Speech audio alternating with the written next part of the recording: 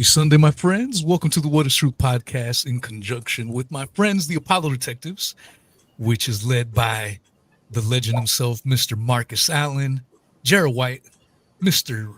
Robert Williams, Scott. Randy should be joining us here soon, very shortly, probably in perhaps an hour. But thank you for everyone that made it out today and that will listen throughout the week via podcast audio format. Today we are going to be covering a show that was done not too long ago on the Danny Jones podcast. Featured Bart Sibrel versus Charlie Duke, who is a former astronaut. And we're gonna have a little fun dissecting it today. I did send out a little bit of an invite to Mr. Cy Danman, or however you say his name. So we'll see. Yeah, we'll see if he joins us at some point. I did the same thing as I did with the other gentleman, and he joined us. So we'll see if Simon Dan takes the bait. And if you are listening, Mr. Simon Dan, it'll be fun. We aren't rude. We won't be yelling or cursing. We'll treat you with respect. So the invitation is out there, my man. If you want to join us, message me on Twitter and I'll send you the link. All right. Mr. Marcus, how have you been, sir? I've been well, thank you. Gearing up for Christmas, doing all those Christmas cards. It's a bit Absolutely. It's a bit expensive sending Christmas cards overseas now from the UK. So just to wish you all a happy Christmas. If we omit it in the end. I'm sure it's nice down in Australia. It's nice and sunny. Bit too sunny. Sunny. It's either too sunny or too rainy. One or the other. Yeah, it's a bit snowy where you are, isn't it, Robert? Yes, it certainly is, but the temperatures come up a little bit, and there's very little snow down here. It's all up on the mountains, so we're in good shape. Well, it's very wet in the UK at the moment. It's been raining for about 3 days. I don't think we're going to get snow at Christmas, so no white Christmas this year. Again, it's a bit sad, but there we are, a little lump of rocks out in the northwest corner of Europe. We don't often get snow. Lots of people coming over in little boats, though. That's the exciting thing. Could watch them coming in. Yeah. Yeah, well, there was lots of snow in Europe when we were over there in 1971, I believe. Yeah. It was quite a bit of snow over there in West Germany, Niederschopfheim. But yeah, can be quite snowy in Germany. Yeah. We in the astrophysics community got quite a big snowball, if you know what I mean. We had the recent passing of 3I Atlas, the interstellar comet. Which should be very interesting. Very good data to yield from this. I believe it is the third interstellar comet we've seen so far. Really? And so, what's the full name of the Atlas, the astronomical place where I forget off the top of my head, but I believe it's named after the observatory. Here we go. It's the Asteroid Terrestrial Impact Last Alert System Station. Oh, that sounds good. Well, as the name suggests, obviously, it's to look out for any potential extinction event asteroids that might be a problem to Earth. Fortunately, this one just breezes through the solar system and out again. Never to be seen again. I know where it went. It actually hit Scott. The 3I Atlas made an appearance in our last video, and it hit Scott on the shoulder and started a fire, and all he did was sit there and laugh. Well, maybe somebody will work out what it actually is. I think being a comet is about the normal thing. Maybe it's communicating with our whales. You just reckon? like in Star Trek. I know there's been a few people who've been claiming that it's an alien spacecraft. I don't really buy into that nonsense, but we all are looking for what could potentially be another potential candidate for signs of maybe microbial life. You want to look at the infrared signatures and whatnot, see what kind of molecules it contains, if it contains any biosignatures. It's it's always very exciting to look and see what we can find. Yeah. It's always Well, interesting. if I could just say a couple of things on the show that Bart was on with Danny Jones and Charlie Duke. One thing I would have loved to have done was ask Charlie a couple of things. Why would you have taken the buddy pack? Now, that was the little unit that was on top of the PLSS unit. And that had a big, well, not really that big, but it had a 6,000 PSI worth of oxygen inside of that cylinder and that round tank, which means that there was two of them because there was two astronauts. Why on earth did those guys throw that out the airlock when you could have used that to save your life?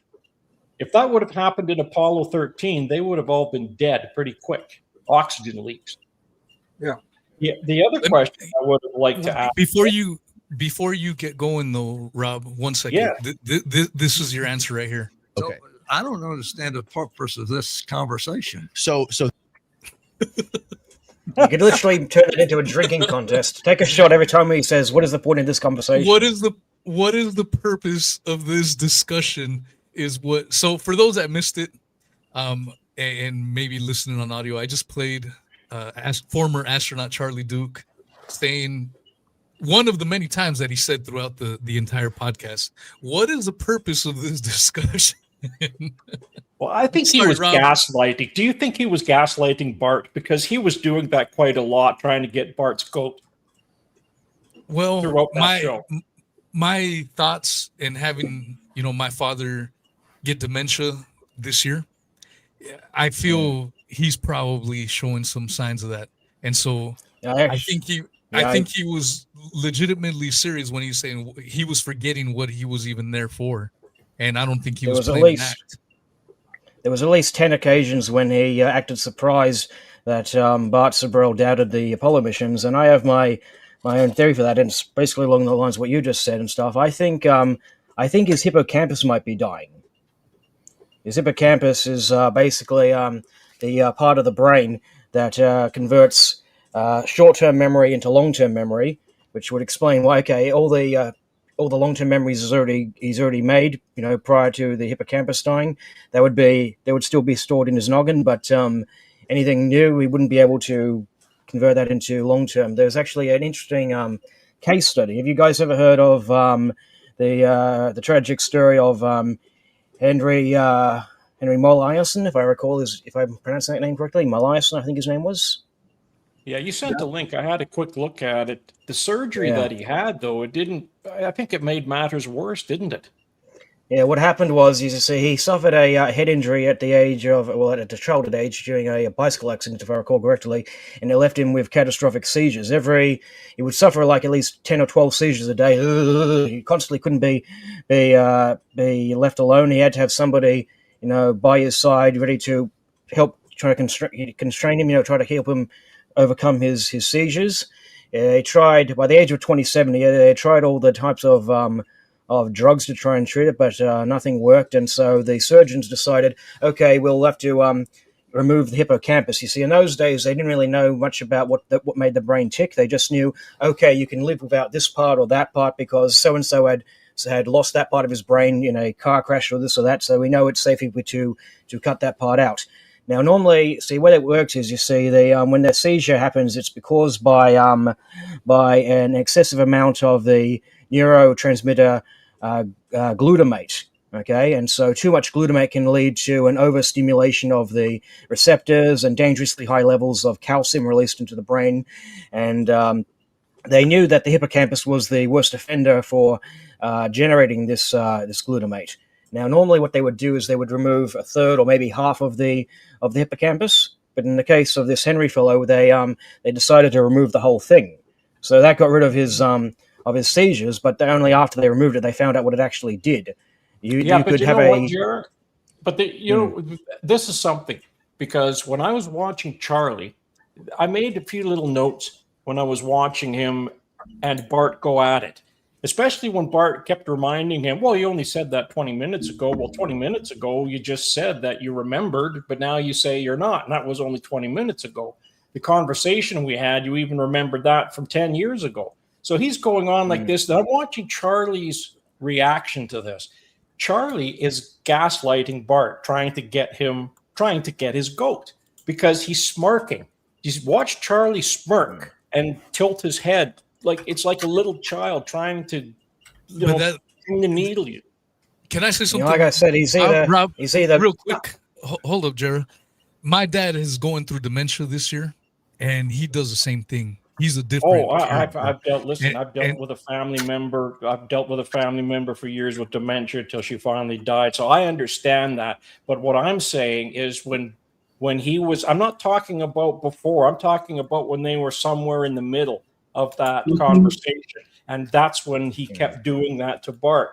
I get it when he said, "Oh, I don't remember," or "Did we just say that?" or things like that. Yeah, I agree with you there for sure. He couldn't even get the moon rocks. He at one point said 200 pounds of moon rocks, and then another time 600 pounds of moon rocks. Oh, Scott, his biggest you know what, Wheezy? You're right. Because Scott, what did he say about the crater there when they were coming in? And that crater was remember that? He said as they were orbiting the moon, they spotted the crater right away and where they were going to land. So they knew they were on course. And then later on, he said, well, the crater's only about 300 feet across. That was South Ray crater he was talking about, right?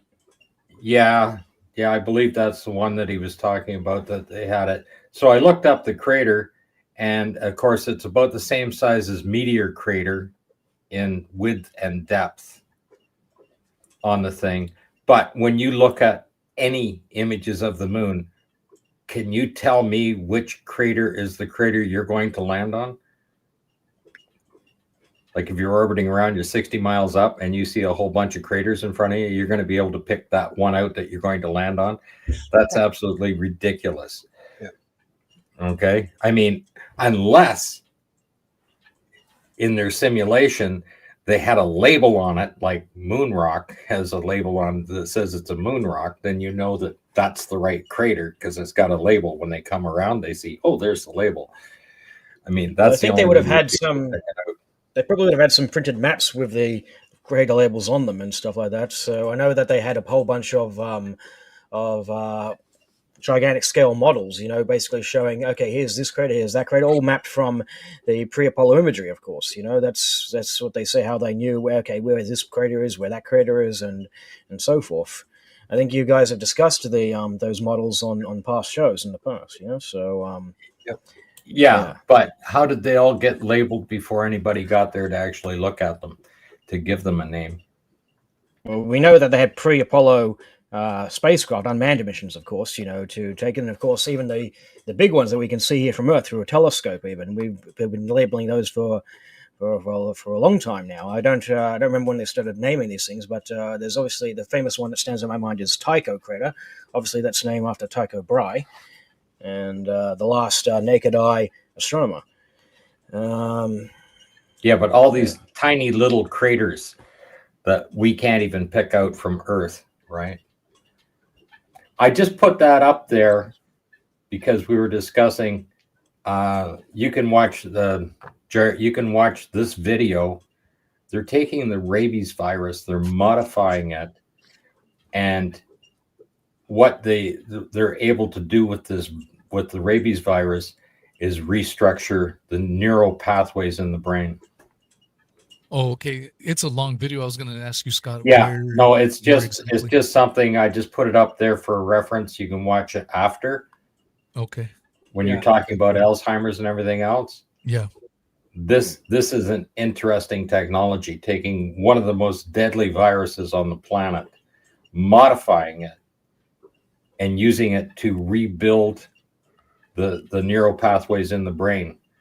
But you can also target certain areas of the brain and remap it to create new memories. Are you suggesting that they've used this on the astronauts? No, I'm not saying that. This is new technology, just happened. Oh, okay. Okay. But when you were talking about Alzheimer's and stuff like this, and people that those are the two options. Neurological problems. This seems to be a pathway that may fix most of the problems. So going back to the debate there, I listened to the whole thing twice. Actually, I listened to it again yesterday. I listened to it the day it came out, and reading some of the comments on the Danny Jones YouTube video, there was a lot of people that were pro NASA, and a lot of them were a bit upset with how Bart Sibrel was a bit aggressive with Mr. Charlie Duke.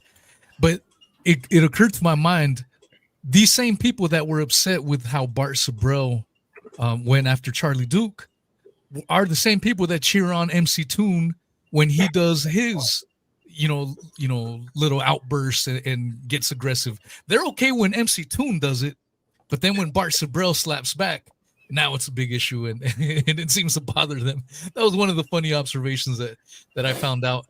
And he, his biggest evidence, if you listen to all 3 hours, his biggest evidence was, I went to the moon and I collected moon rocks. That was his biggest piece of evidence. And one of the things I've been saying for a while now is like, that's not a very good piece of evidence. I mean, in David McGowan's book, he goes over how some rocks had been found to be pieces of petrified wood. We know that during World War II, the Nazis went to Antarctica and picked up some moon rock. So that whole claim that he picked up moon rocks is not very good. What do you think, Mr. Marcus Allen? You have a piece of moon rock yourself, but what are your thoughts on that? I have a piece of moon rock. Come and get it, guys. If you want a piece of moon rock, here it is. It's not petrified wood. Anyway, yeah, I didn't think Bart was particularly aggressive towards Charlie Duke. I thought Charlie Duke was being a bit dissembling about what he was saying. He claimed that he'd walked on the moon. Well, how do we know that he'd walked on the moon? He says so. But so do all the other astronauts. They all say they walked on the moon. They have to say it. Because if they said they didn't walk on the moon, all hell will break loose. They have to maintain the story of landing humans on the moon. We keep asking for evidence that this actually happened. And most people will refer to the photographs of the landing sites. Well, we've looked at that, and Jared's done a very good deconstruction of the three-legged lander. I mean, the Apollo landers were 4 legs, not 3 legs. Oh, very convenient that it was covered by a shadow, I believe was one explanation. There was no shadow covering any of the legs on Apollo. So they haven't yet produced definitive, independently verifiable, factual evidence that humans have landed on the moon. They say they have. That doesn't mean to say it happened. And seeing as NASA stands for never a straight answer, as we keep being told, I think Can we see that moon rock, Mr. Marcus Allen? Let's put you on the big screen there. Oh, look, yeah, I'm on the big screen. Hello, guys. Nice to see you, big screen. Let's see that rock again, if you don't mind. Oh, here we go. All right, here's the rock. Bit of moon rock. Yeah, that's the real thing. You can tell. Come and get it. Come and get it, guys. Because as a private citizen, I'm not supposed to own pieces of the American government's property. If it's not a piece of moon rock, then prove it. I say it's a piece of moon rock. That's all NASA says. They've got moon rock. I've got moon rock. What does that prove? Proves that I've got a piece of rock, moon rock. It looks very like the other pieces of moon rock we've seen pictures of. It's called breccia, BRECCIA. It's an accumulation of rock. That's what happens. It's got pieces of quartz. It's got a piece of feldspar in it, a piece of mica. It's quite a nice piece of rock. Obviously, it's been handled quite a bit, so you can't test it really. But if I say it's a piece of moon rock, nobody's ever disproved it. Come and get it, NASA. No, just to go back to the interview, I don't know if you can call it an interview. Danny Jones chatting with Bart Sibrel, chatting with Charlie Duke. I suspect that Charlie Duke only agreed to come on if he wasn't challenged. I mean, he's 91, we're told. Charlie Duke, okay, not much older than I am. A few years older, but not much. Doesn't mean to say that because he says he landed on the moon. There we go. There's a picture of the three-legged lander. Well, I've heard of Photoshop too. Doesn't mean to say it's a real picture. Now, if you've got a camera in a lunar reconnaissance orbiter, which this was supposed to be taking the pictures of it, that can see something on the lunar surface when it's been the lunar reconnaissance orbiter launched in 2009, was brought down to 15 miles above the lunar surface. How come that's the best they can do with the camera equipment they have on board, which can identify an object less than 3 feet across from orbit, from 60 miles up? They bring it down to 15 miles. They should be able to identify the lander and all the details around it, but they haven't. They just say it's the lander. Jarrah says it's not. Just to quickly correct you, that's actually a photo from the Chandrayaan-2, the Indian space probe. I actually just posted a picture in the chat here. I've been a bit concerned by some of the copies of this image that have been floating around on the internet, because somebody has the pictures that appeared in this French magazine. I'm probably going to butcher the pronunciation if I try, but basically, if you look at the one on the bottom, there was what was first released in a live stream that they had done, right? And we had to wait until they finally released the raw picture. And if you want to zoom in on the one on the top there, the top is the raw picture. You can see it still resembles a three-legged lander, a three-legged surveyor spacecraft. Yeah. What the magazine in question was called, what was it called? I got the website up here.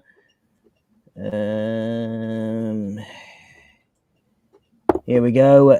Ciel and E-Space. I'm probably butchering that pronunciation, but basically this is a French astronomy magazine. They published a copy of it that had been brightened and tweaked, and God only knows what else done to it, just to blur the details in with the surrounding terrain, to basically get it as far from the raw image as possible.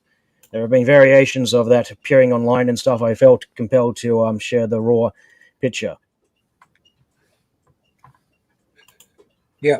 Anyways, getting back to the subject of the moon rocks, so Charlie Duke, I cannot tell you enough how much I wished I was on the program with Bart and Duke and stuff like that, because I felt having the geology degree, I felt like I was the one who can challenge the things he brings up. He kept talking about the what he called the radiation signatures. By this, he would be referring to the cosmic ray exposure ages. What that refers to is basically when a rock, or any kind of rock, doesn't matter where it comes from, when it's in space, as it's floating through space, or if it's sitting on the surface of a planet or a moon, it's constantly bombarded by solar winds, by solar flare particles, and of course cosmic ray particles.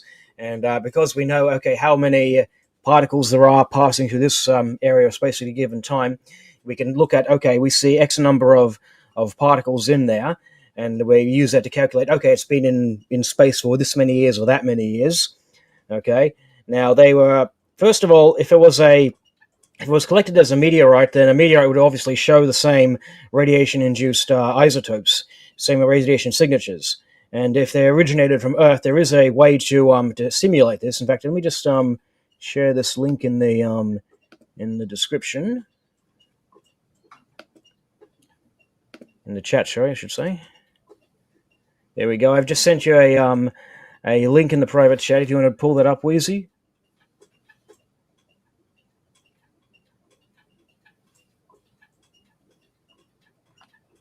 Yes. Okay. This is a an article from 2000, basically describing how they simulated cosmic ray exposure ages, basically by putting a a stone sample, a gabbro, in the path of a particle accelerator. The accelerator is called Saturn because it's a circular accelerator, and basically they accelerated the protons at a flux of about 1.32 by 10 to the 14 particles per square centimeter over 6 days, and they managed to simulate an exposure age of 1.6 million years. They simulated a exposure age of 1.6 million years in just 6 days. Right? They all, by extension, they also put a piece of steel in there, acting as a iron meteorite, and they repeated the process over 12 days using a flux of 2.45 by 10 to the 14 particles per square meter, and simulated a cosmic ray exposure age of 3 million years. Now, just for comparison, the Apollo 16 samples are reported to have cosmic ray exposure ages between 2 million and 50 million years. So if we were to repeat the same process for, obviously, the first scenario, that's close enough to the younger cosmic ray exposure ages of 2 million years. Okay, to simulate a cosmic ray exposure age of 50 million years, you'd have to expose the rock to about up to 200 days, in this particle accelerator. So this demonstrates that we can, simulate the radiation signatures, as Duke put it. Okay, you can stop sharing now. And actually, let me get another link. The Apollo 16 samples, in particular, they're notorious for their rust content. And the reason this is important is because when an igneous rock first crystallizes, when it first forms, the only iron that it contains is either metallic iron or ferrous iron, FeO. Okay, when you expose the rock to air and water for a long time, all that iron that's in there starts to convert to rust. Okay, now the previous Apollo missions, up Apollos 11 to 15, they had some rust here, some rust there. The Apollo 16 samples were particularly notorious because they contained abundant rust. Let me just share a link in the chat. Okay, this is a moon rock study from 1982, specifically on the Apollo 16 samples.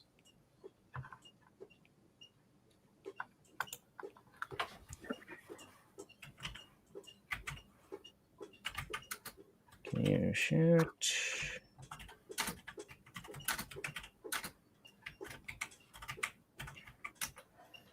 Let me share the picture up there.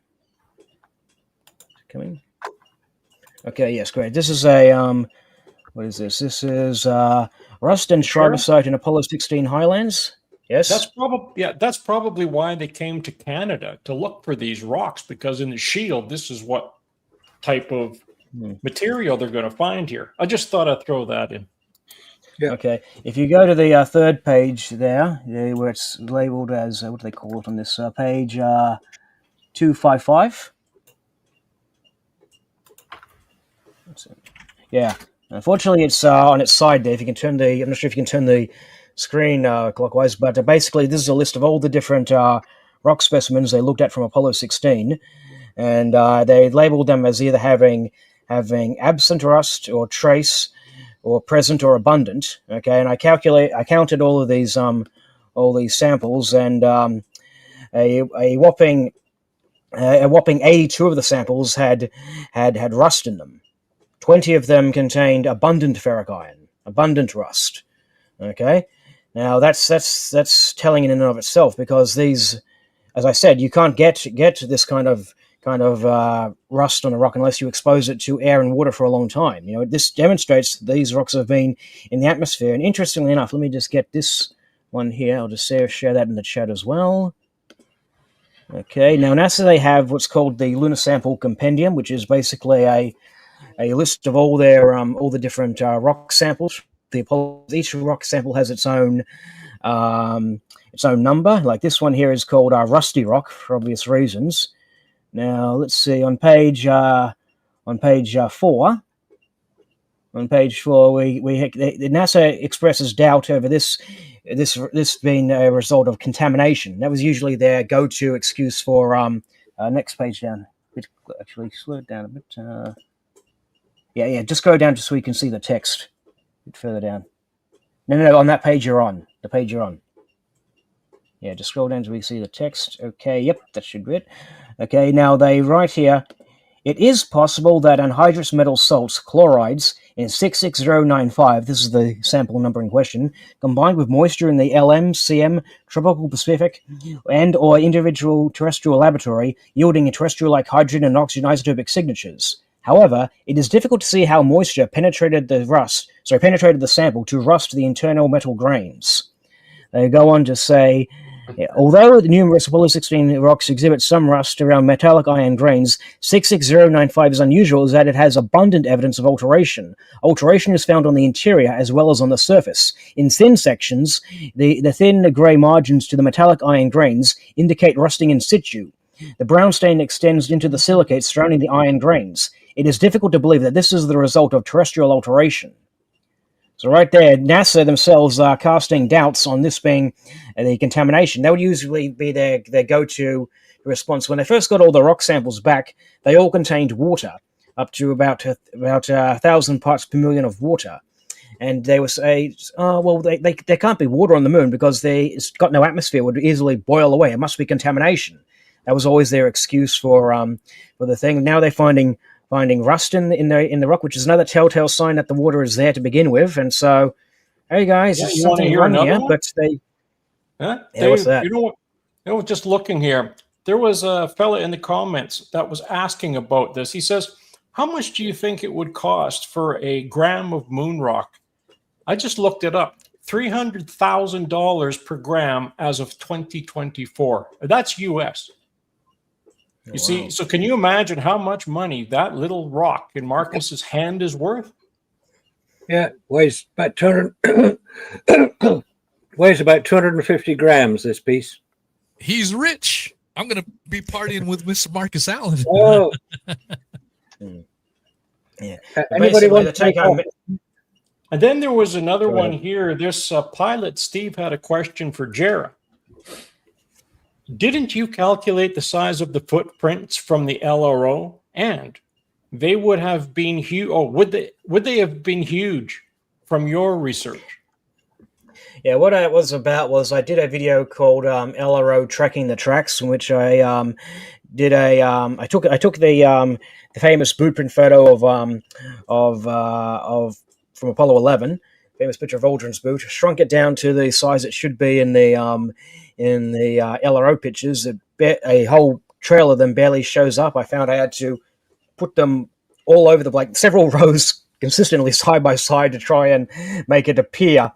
And if you want to look that up, it's called Moonfaker LRO Tracking the Tracks.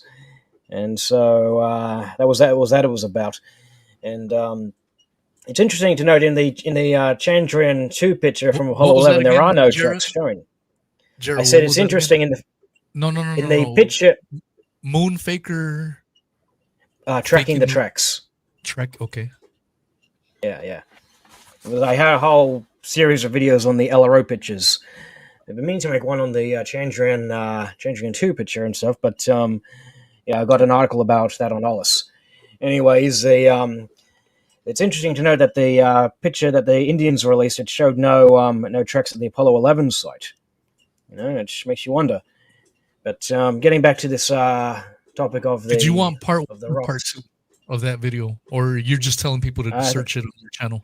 I have a full version because the part 2 it was completely just bomb voted by haters. I have no idea where all the haters come from, but let me just get the full version of it. In the beginning, it was like a 10-15 minute upload for YouTube video, so I had to split everything up into parts. And so nowadays you can upload them in a complete form. Let me just see if I can find the full part of it. Where is it? Unfortunately, things don't really show up in search engines anymore. Hang on, they don't show up in search engines anymore unless you're searching on your own channel. It seems. Yeah, I found it. They're just long videos. One's 10 minutes, and then the other one is over 10 minutes. So I was wondering if you had like a specific Timestamp. Well, you wanted me to hit. it was I believe it was part 2 when I showed the bootprint trail experiment stuff. But here's the full video if anybody's interested in having a look. I posted that in the private chat. If you want to just bring that up, you don't have to play. You can just show the opening frame and stuff. Yeah. Let's see. Someone just joined us. 1 second. All right, so here is the video. Can you guys hear that? Yep. Oh, Yeah, I crap. can hear it. Okay. Pulp Fiction, starring Jared White.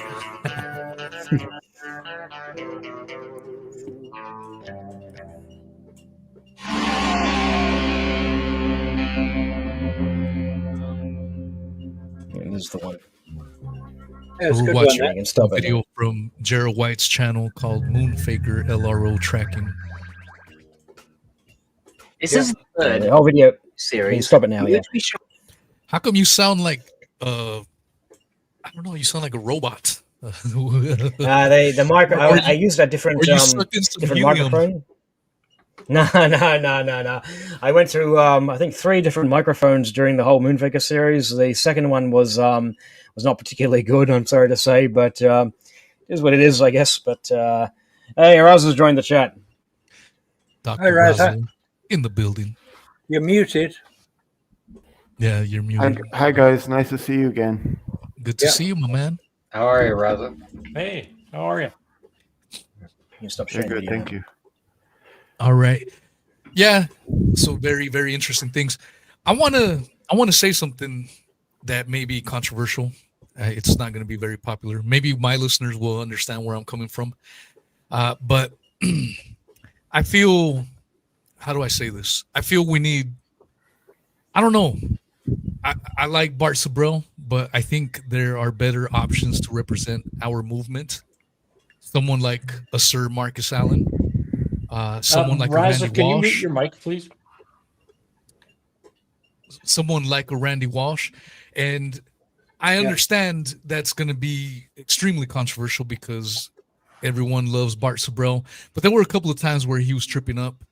And this is just my opinions. And I want to, if I know you guys are going to disagree with it, and that's fine. This is just my opinion. I just feel there are better people to represent the moon skeptic side of things. Bringing in religion to the moon landings does not look good, in my opinion. And then some of his stories sound really incredible. Like maybe they did happen, maybe they didn't, but I do wonder if that's why he gets a lot of the airtime, to kind of discredit serious inquiry into the moon landings. He's got invited to Joe Rogan. He's been invited to the Danny Jones podcast, a large platform. I had him on for around episode 100. I like Bart, but I just feel there are better representatives. I know that's super controversial to say, and so that's just what I think. Any thoughts on that? Well, speaking purely as the, at this point in time, I've become the go-to guy for technical information. Technical Q&As about the Apollo hoax. Bart has often come to me asking for my questions on this or that and stuff. And I think where Bart's shortcoming is that he tends to make a bit oversimplifications in his presentations to try and basically get this out there. I noticed there was a few instances where he sort of slipped up in the debate, like he initially didn't seem to realize that the 25,000 kilometer per hour that Duke was talking about applies to TLI only. Once you shut the rocket off, the vehicle is supposedly in a highly elliptical orbit that will take it out to as far as the moon. And by the time, the way orbits work is that the further you go from the body you're orbiting, the gravity slows you down. As you go towards it, and your gravity speeds you up. That's why, when they say they're near the moon, they're only going 4,000 kilometers per hour now, whatever it was. And there was another. Oh, this really ticked me off. I can't believe he fell for this and stuff like that. But there was he played the clip of I believe his name was Reed Wiseman, the Artemis II commander, where he was talking about, this is the first time we're going to the moon. Well, what he actually said was, this is the first time we'll be going to the moon and have people in orbit at the same time. He's basically talking about how there will be Artemis 2, and at the same time there will be the ISS, the people in the International Space Station, that there will be people in Earth orbit at the same time, supposedly while they're supposed to be going to the moon. Personally, I think the mission Artemis 2 is just going to get cancelled before it even gets off the ground, but that's beside the point right now. And I've told him how many times about the Warner von Braun thing. You need to adjust it. You need to adjust his original calculations, because his proposal, von Braun's original proposal, was for a crew of 50 people. So yeah, of course you're going to need a rocket. If you're doing a direct ascent thing, you're going to need a rocket in the order of 800,000 tons. If you were to scale it back to 3 people, then the rocket would only be about 5,000 tons. But still, another thing that seems to be constantly overlooked is that the number of people on the mission is only half of the matter. The von Braun proposal also considered dismantling the spent descent propellant tanks and using those as a makeshift moon base, putting them in a crevice or a cave or something, and use that as a cabin that you would live in and hide from radiation and meteorites and the like. Of course, if you're going to be dismantling parts of the spacecraft itself and use that as your shelter, then obviously that's going to add to the mass and require much more fuel. By the same extension, Elon Musk has gone on record to say that the radiation hazard is such that you would need a column of water pointed to the sun. He eventually conceded that the column of water has to completely surround the capsule, and by design, that's going to need a gigantic rocket, which will need multiple different refueling missions just to send it out to the moon. Speaking of which, Duke, he actually mentioned the solar flare hazards in his in the debate. He said that if there was a solar flare, we would get back into the command module real quick and basically point the service module, the bulky end of the craft, towards the incoming front of the radiation. Well, that's not going to work, because the solar flare particles, they travel along the magnetic field lines. You see, the magnetic field of the sun, it spans across the entire solar system, and so when a solar flare, even if the solar flare is pointed away from the Earth, the field lines are going to carry it in all directions, and so you're going to need protection on all sides. Elon Musk was so far as to claim, we just have a column of water pointed to the sun. I don't think the radiation is going to be a big deal. I sent him multiple Twitter posts about that. I sent him links to my videos, and at the ISS R&D conference, he finally conceded. He didn't mention me by name, but he obviously had seen my videos. He was literally paraphrasing everything I said in there, nearly word for word. We learned this recently. I didn't quite understand it, but I always thought of the particles as coming straight out from the sun, but they go along the magnetic field lines, so you need protection on 4 or 5 sides. It was practically, yeah, I know which videos you've been watching, mate. You don't have to be cagey about it, but so this myth that they could just point the bulky end of the ship towards the incoming radiation is ludicrous.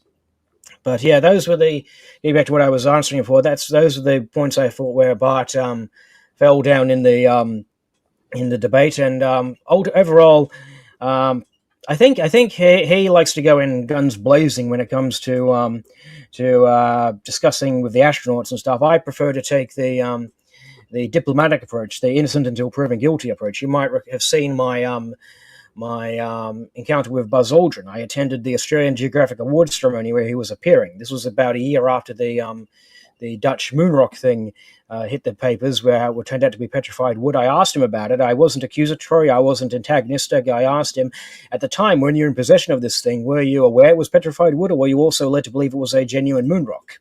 He seemed kind of nervous about hearing that kind of question. Obviously, he went there expecting the typical questions. What was it like on the moon? Could you see the stars? Could you see the Earth? What was it like? This and that, blah, blah, blah. To be asked that kind of question. That obviously seemed to cheer him up. You could see him sort of squirming in his seat. But, I wasn't going to jump on that. I wasn't going to cite that against him or anything like that. I wanted to let him answer the question, see what he has to say about that. Like I said, innocent until proven guilty, diplomatic approach. That's the way I prefer to do things. Yeah. And what did Buzz say? What was Buzz's reply? Petrified wood. He said, petrified wood. Well, that doesn't sound like that came from the moon. Then he suggested that the samples that they had given to the Dutch had been switched at some stage, replaced with a petrified wood sample. I can actually send you the link if you want. That's the thing, because they weren't kept in custody. There wasn't a trail. There was, No even chain of one of the custody. fellows, but even one of the fellows said that online. He said that rock could have been switched at any time because they were redoing the museum and they were putting some of the displays in the back. Anybody could have taken it and changed it. So Marcus, you can't really is that where you got yours? I think Wait a minute. Maybe that's where Marcus got his from. Wait a minute. My question is the official story that one congressman gave the rock to the museum, and then later that congressman disappeared, and so we don't know where the rock came from. Isn't that the official story now? The official story is that it was basically gifted by the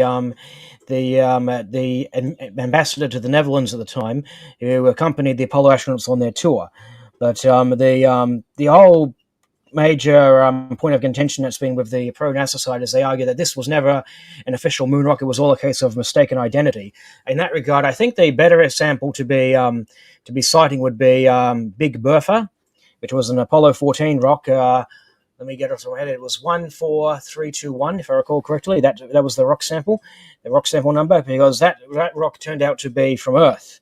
What gave this one away is there was a zircon crystal inside it, right? And surrounding zircons, they're extremely resilient minerals. You see, they survive anything. Okay, and this was surrounded by felsic material.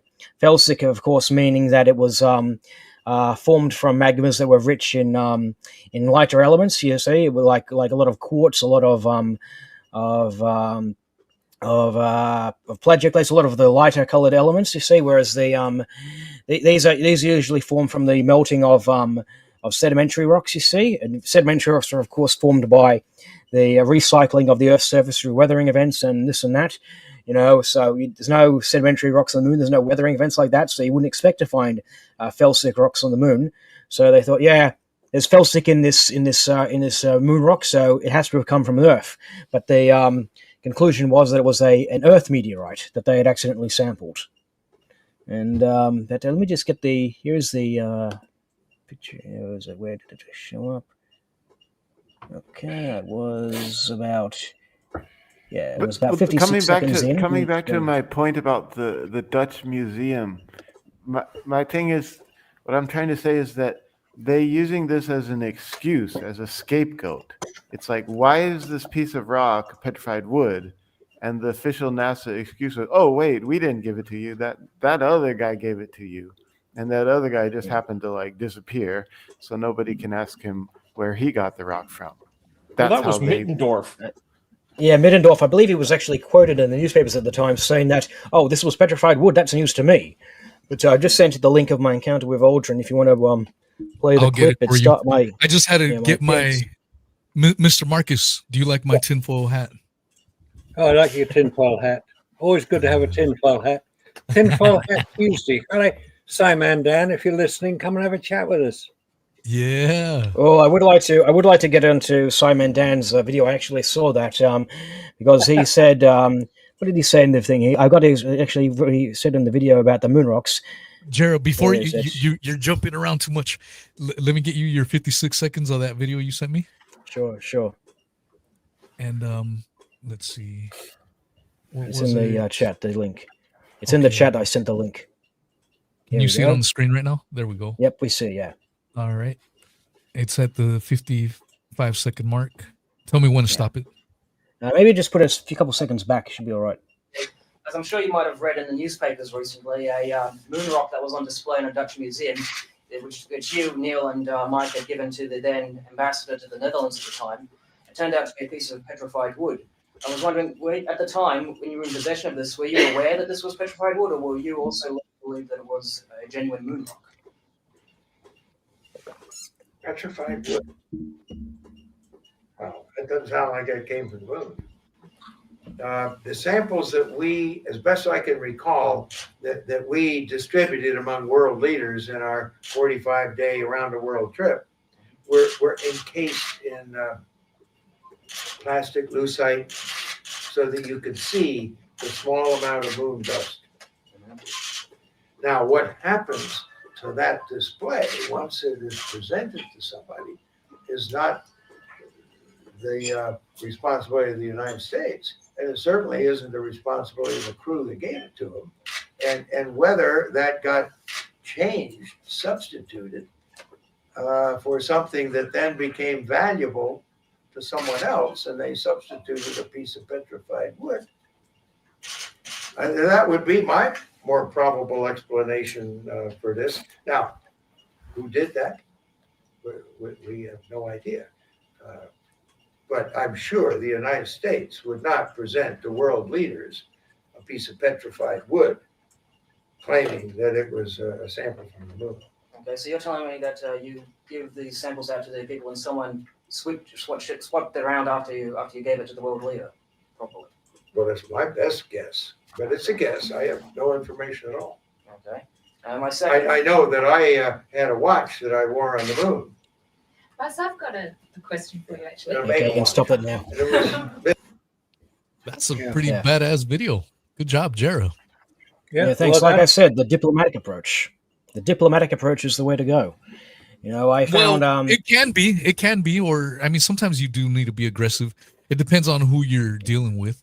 I mean, if you're dealing with an if you're dealing with an MC Toon type, I think being diplomatic is not going to work. You kind of have to go down to their level. So it just it depends on who you're dealing with, in my opinion. Well, there are people who are worth being diplomatic too, and people who are just trolling around the place and not really worth your time. Honestly, unless the person nowadays unless they have a huge footprint in the mainstream media, I don't give them my time of day anymore. If they're just some nobodies on the internet, some faceless nobodies on the internet, I just present all the counter evidence that debunks their assertions without specifically referring to them. I find it saves you a lot of headaches that way.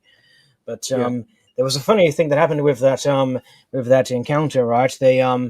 It's actually shown in the video as well, but much later on, somebody from the Sydney Morning Herald was at the conference as well, and once the thing was over, she approached me asking where I was from.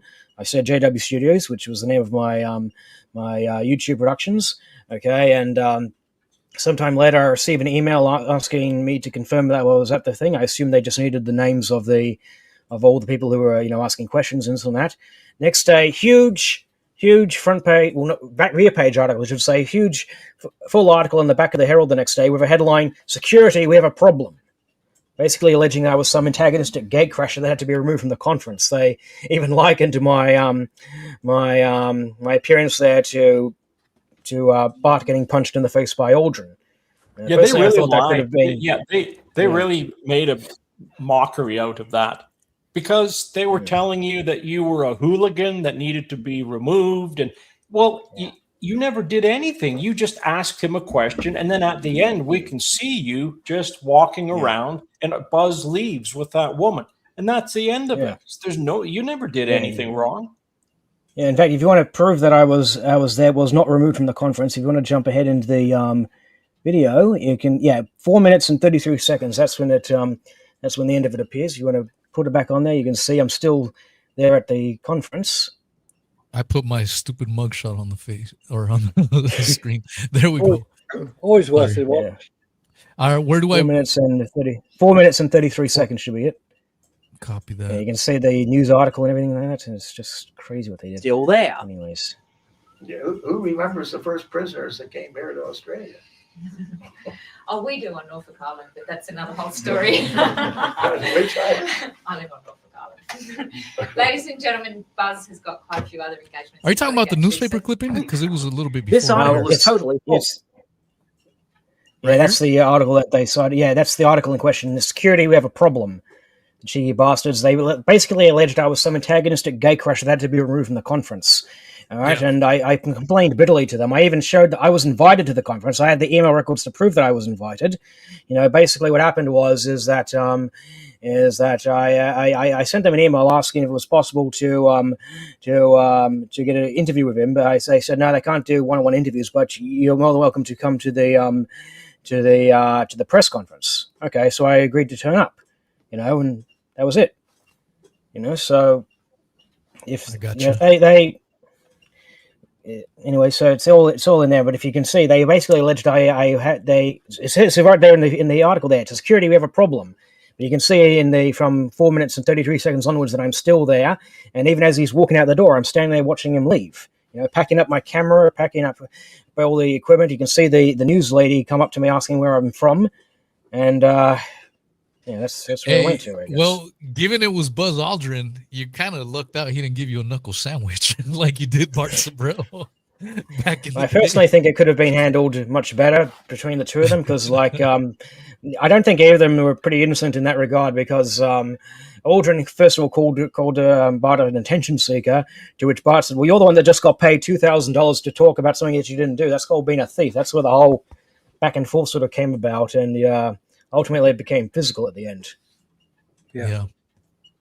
No, but see, just one point on that video, Aldrin claiming that he was giving out rocks to the world leaders. Now that tour, the Big Leap tour, I think they called it, when he visited all sorts of world leaders like Queen of England, the Pope, presidents, and all the rest of it, they didn't give any rocks out because they hadn't been available to be given out. Because that tour was done almost immediately after they had landed. That was the whole point of it. When everybody was so overexcited about Buzz Aldrin, Neil Armstrong, Michael Collins, they were the three who took part in the tour. The rocks were not available to be given out at that point.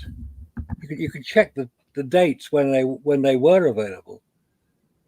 So asking him about petrified wood, he got confused that he'd been giving things out, and he was trying to claim he hadn't. He hadn't given anything out. Nobody had given any rocks out at that point.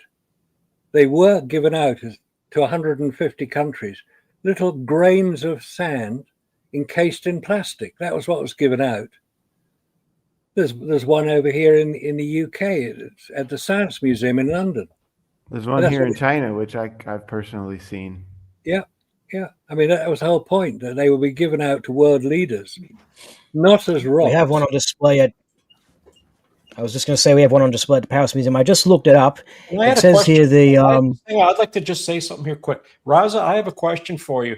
There was a fellow that I was talking to yesterday in the chat there over on the channel. He was saying that he worked in China for quite a while in the universities. And he said that you were wrong about China in the universities, that they don't believe in Apollo, because he said all the ones in that university did believe Apollo went to the moon. I'd just like to see what comment you have on that, because I hope he's listening.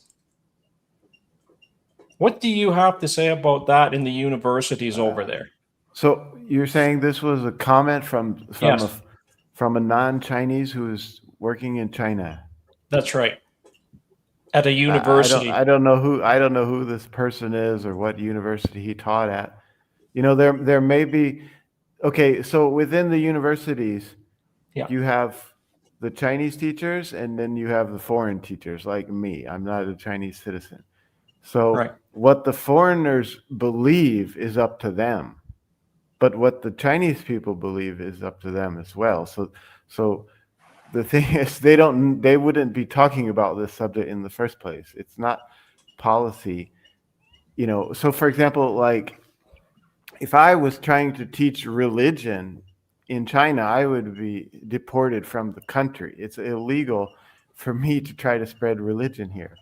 Right. And so some foreigners like me who live here may be talking about whatever they want. I even met one foreigner who was a flat earther, and so it's actually you have to sign a contract that says you won't speak about these things. Really? And so if there's a foreigner here and he believes in the Apollo missions, then he can personally believe whatever he wants, but he's not allowed to teach that to his students in the university, because that wouldn't be so that's the point. So does the university make you sign a contract? Right. I'm under contract Really? not to spread any religious dogmas. Like if I was trying to spread flat Earth, I would be removed from China.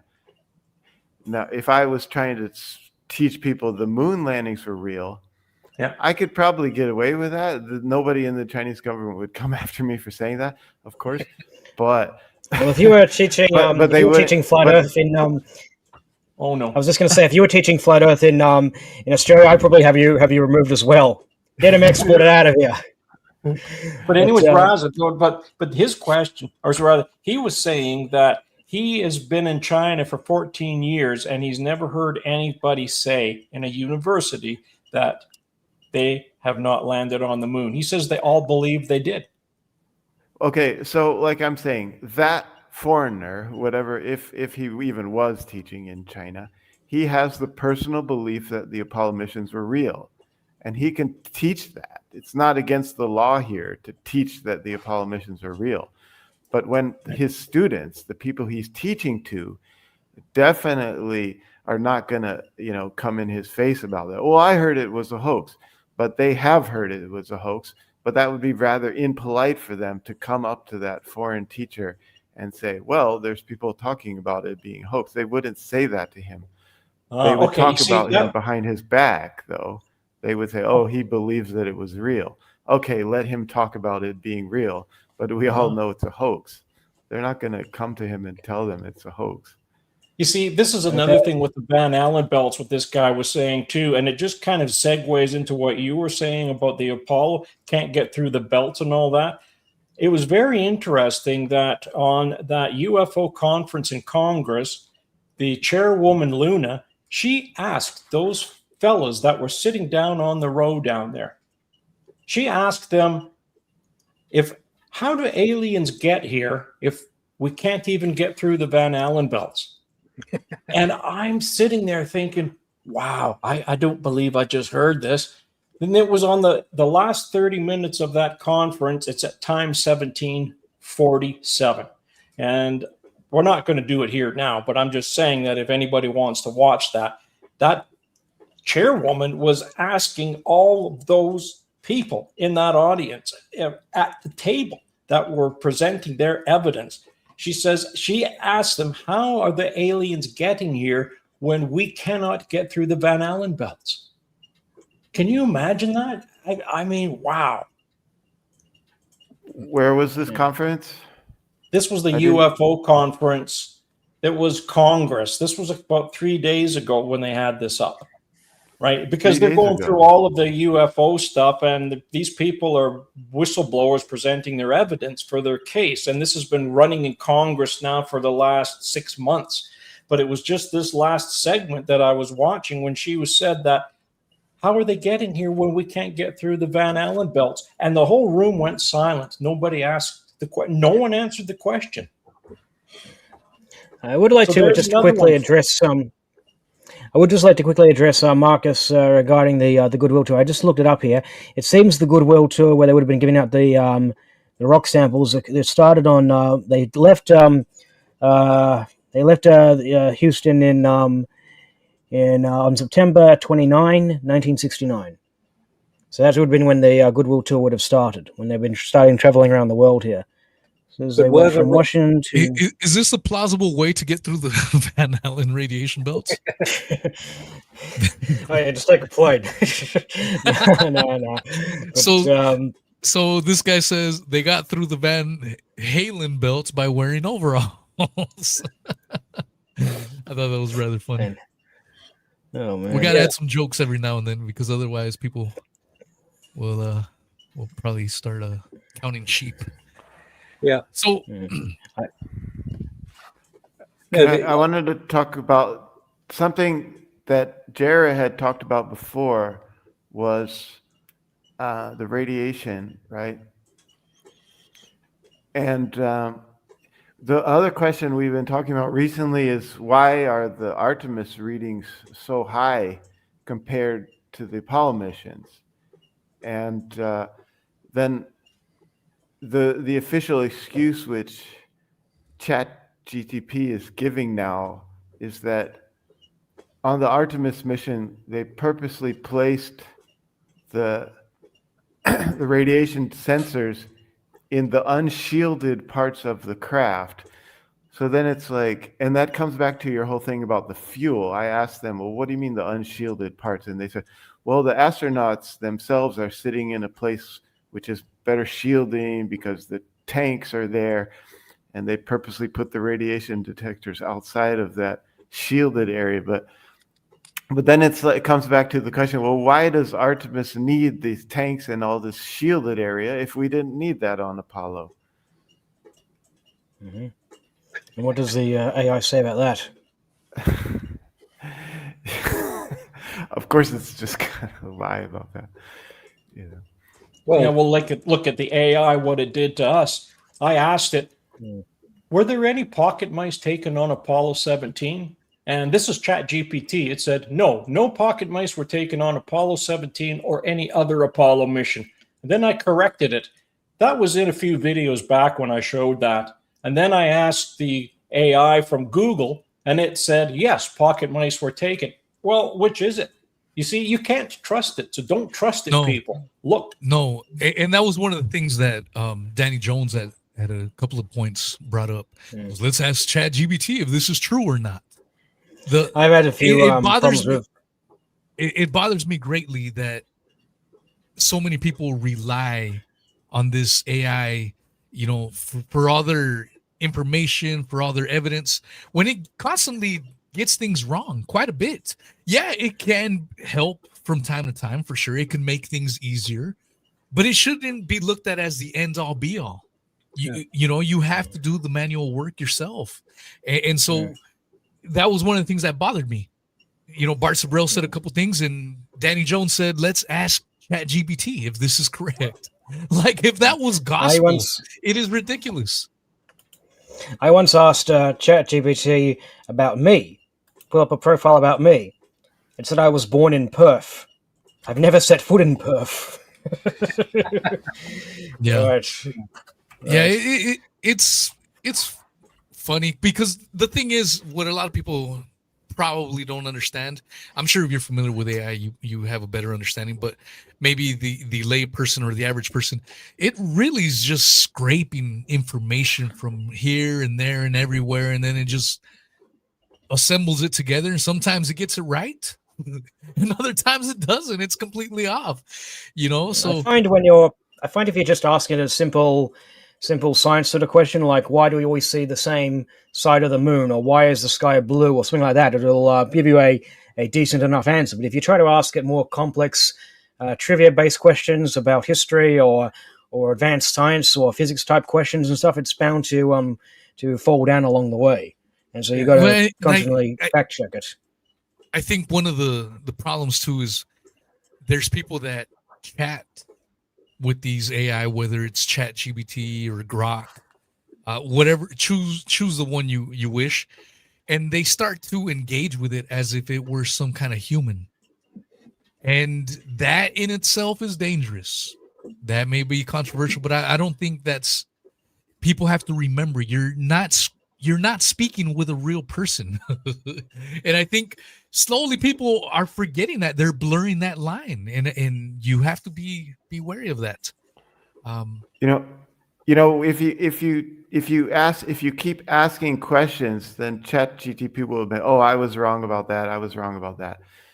But in the end, when it comes to the moon landing, in the end, the final thing, ChatGPT, it was real. But if, for example, if you ask the DeepSeek AI, then it will say in the end that, well, there's still questions remaining about the moon landings.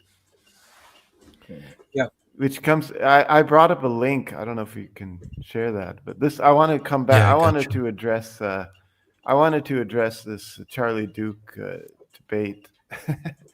If you don't mind. Yeah, go ahead and address it. Quick. I mean, real quick, when I first heard Bart Sibrel was interviewing or debating Charlie Duke, I thought it was David Duke for a second. I'm like, what the hell does this have to do with the moon landings? I was completely oblivious. Yeah, I was completely oblivious that there was an astronaut named Charlie Duke. You guys are hardcore into it. I'm not that hardcore. I'm only starting to get my feet wet, so I had no idea who even Charlie Duke was prior to this. I'll give you a bit of a debate. trivia about him. He was the Capcom at the time of Apollo 11. He was the guy who made the famous quote, "Tranquility Base here, we copy it down." Yeah, we copy it down, Eagle. He was the guy who was contacting them at the time. Yeah. The guy calling out the readouts of fuel and stuff that they supposedly had left. So this is Dr. Raz's link that he wanted me to post up. What are we looking at, Raza? I can't read it, but is Charlie Duke's name there?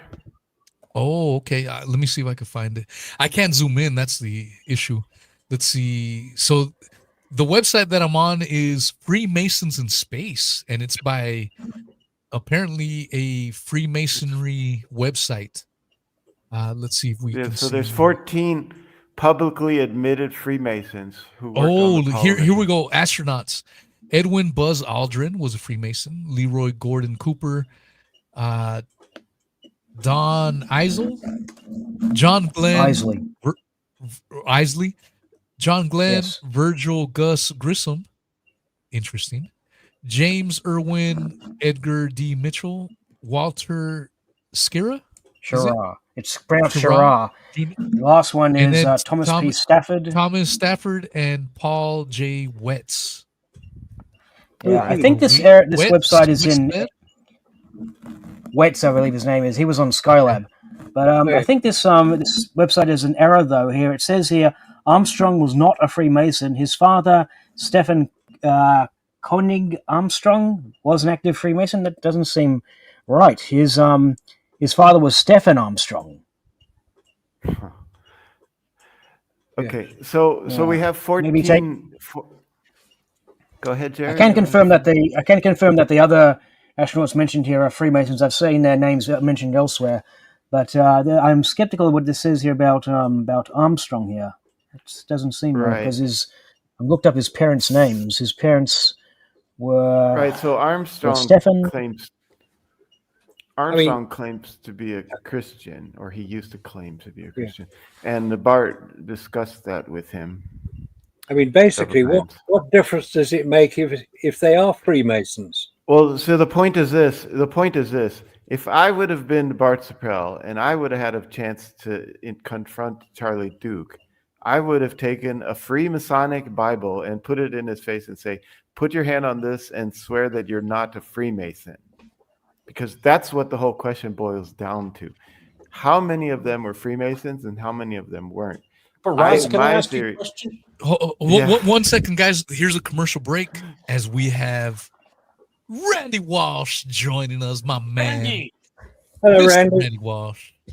Hello, Love this everyone. guy. Hello. Good to be here. This is him and Marcus Allen. Randy Walsh and Marcus Allen is who I vote for to represent our community. Oh, I'll second that. And fight me. If anyone disagrees with me, fight me. Let's put him up. Put him up. Come on, put him up. Here, Randy, your mic's a little low. I challenge. How is it now? Yeah, there we go. Good. Hey, Raz, I was going to ask you one quick question. Now, here we have Buzz Aldrin. He was a 33-degree Mason, correct?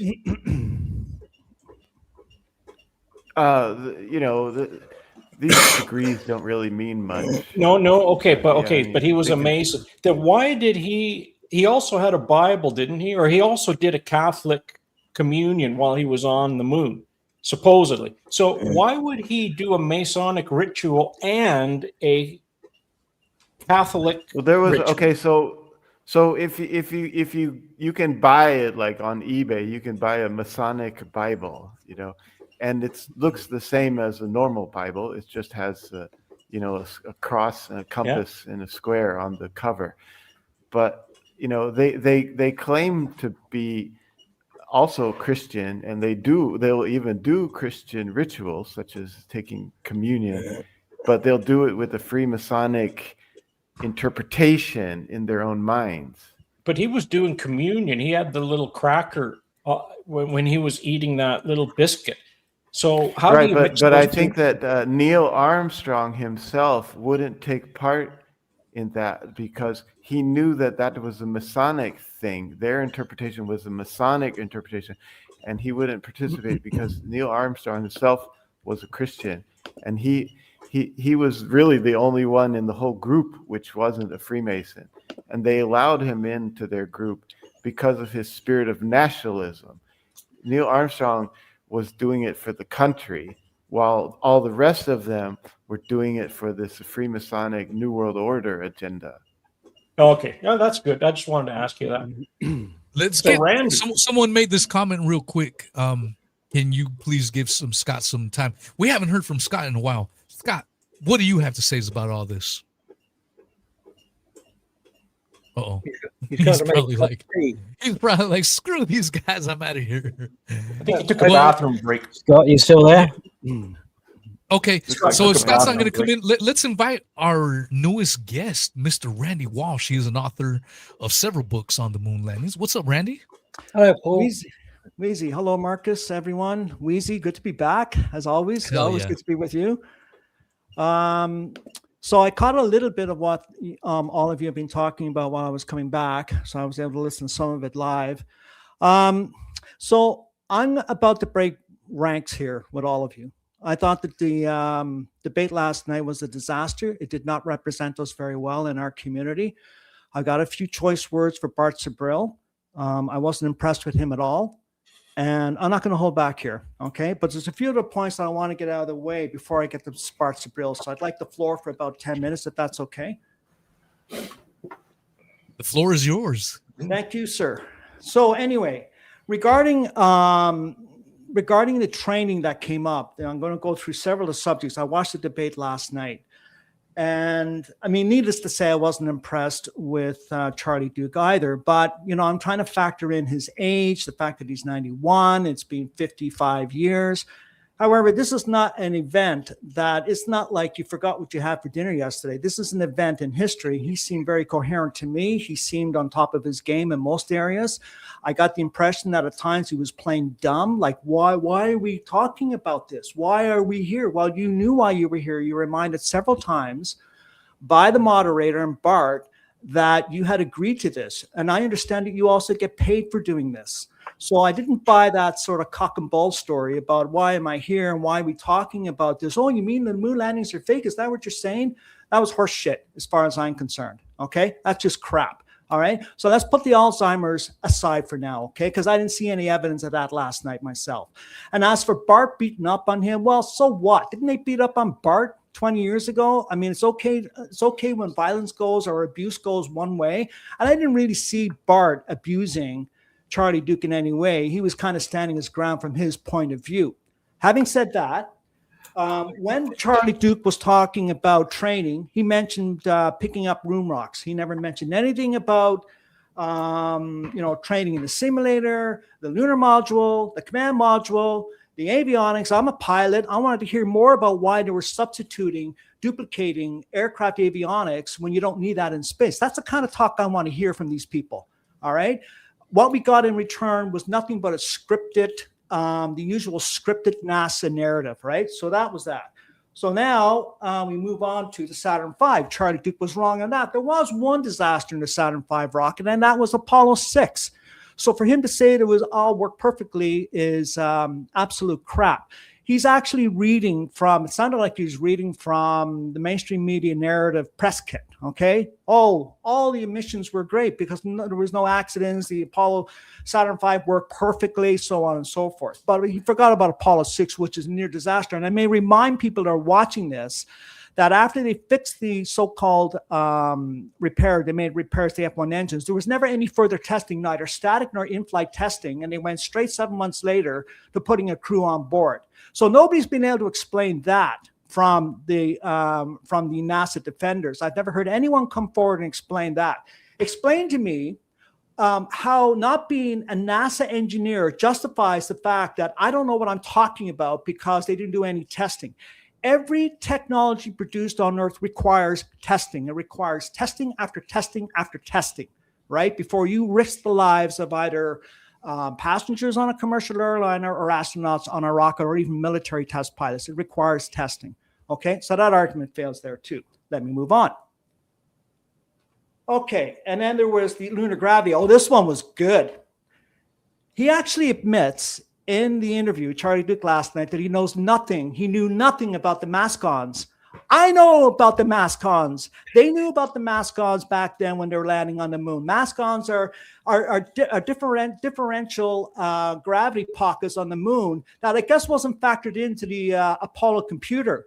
I mean, come on. This is an astronaut who's Apollo 16 says he landed on the moon. He admits he knows nothing about mascons. Okay. If you don't know anything about mascons, then why were you traveling there in the first place? I mean, red flag, everyone. Okay. Now, I'm just getting warmed up. So just bear with me here. All right. I love it. I love the passion. My man, Randy, that's my boy right there. And this is why I vote Sir Marcus Allen, Randy Walsh as representatives of the community. And Vice President Gerald White. I love working with Marcus Allen. Marcus Allen, it's such an honor to work with you. It really is. Always an honor to work with Marcus Allen. But let me just get these points out here. Absolutely. Okay. We have 130 people listening in live. Shout out to everyone. Thank you guys for coming out. Much love. Go on, Randy. Keep destroying. This is really good. Now, Charlie Duke claims that he can't remember his experience working on the lunar surface. That was the first thing. And then later on in the interview, about 3.5 hours later, all of a sudden he remembers the experience working on walking on the lunar surface. He didn't remember it 3 hours ago, but he remembers it 3 hours later, right?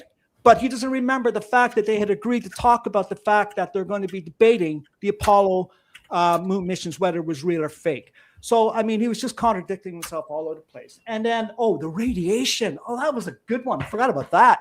The radiation. He actually admitted, and you cannot take that back. He says, we didn't discuss the radiation. We never talked about the radiation. We never had any meetings about the radiation going through the Van Allen belts. I mean, really, you're writing my book for me, Charlie Duke. You're writing my book for me. And in fact, that's the title of my next book. We never talked about the radiation. We never discussed it. All right. Wow. Good one. Need I say anything more? Okay. Now, what is the purpose of this discussion? You should make that a subtitle of the book. We didn't discuss the radiation. Subtitle, what is the purpose of this discussion? I may have to rename this show. What is the purpose of this discussion? What is the purpose of this discussion? Well, wow. You should have. I mean, I thought the funniest moment was when Charlie Duke was scratching his head because he couldn't explain why NASA would destroy that technology. He says, but we went to the moon. But yeah, we destroyed the technology, but we went to the moon, right? That's really going to win people over there, Charlie. Good work. Wink, wink, right? Okay, now I'm getting close, and I want to make a few comments about Bart Sibrel. He's on my list next, and I'm not too impressed with him either.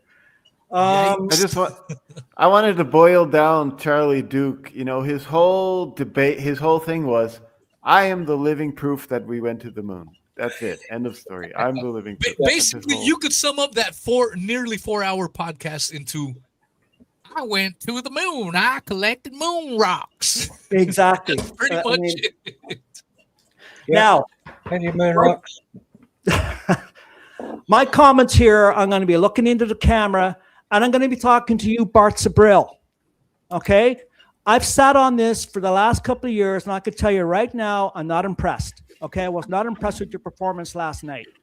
You said that you were waiting for the right person to debate on this. You've been asked many times. You turned it down. You actually turned down a debate of a platform that I was on.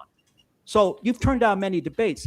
And I feel you turned them down is because you're not confident enough in order to debate your work when it comes to debating somebody who really knows what they're talking about. It was really unfair of you to come out and say that to a 91-year-old individual, okay? Yes, I don't agree with him. He's lied for the last 50 years. I agree.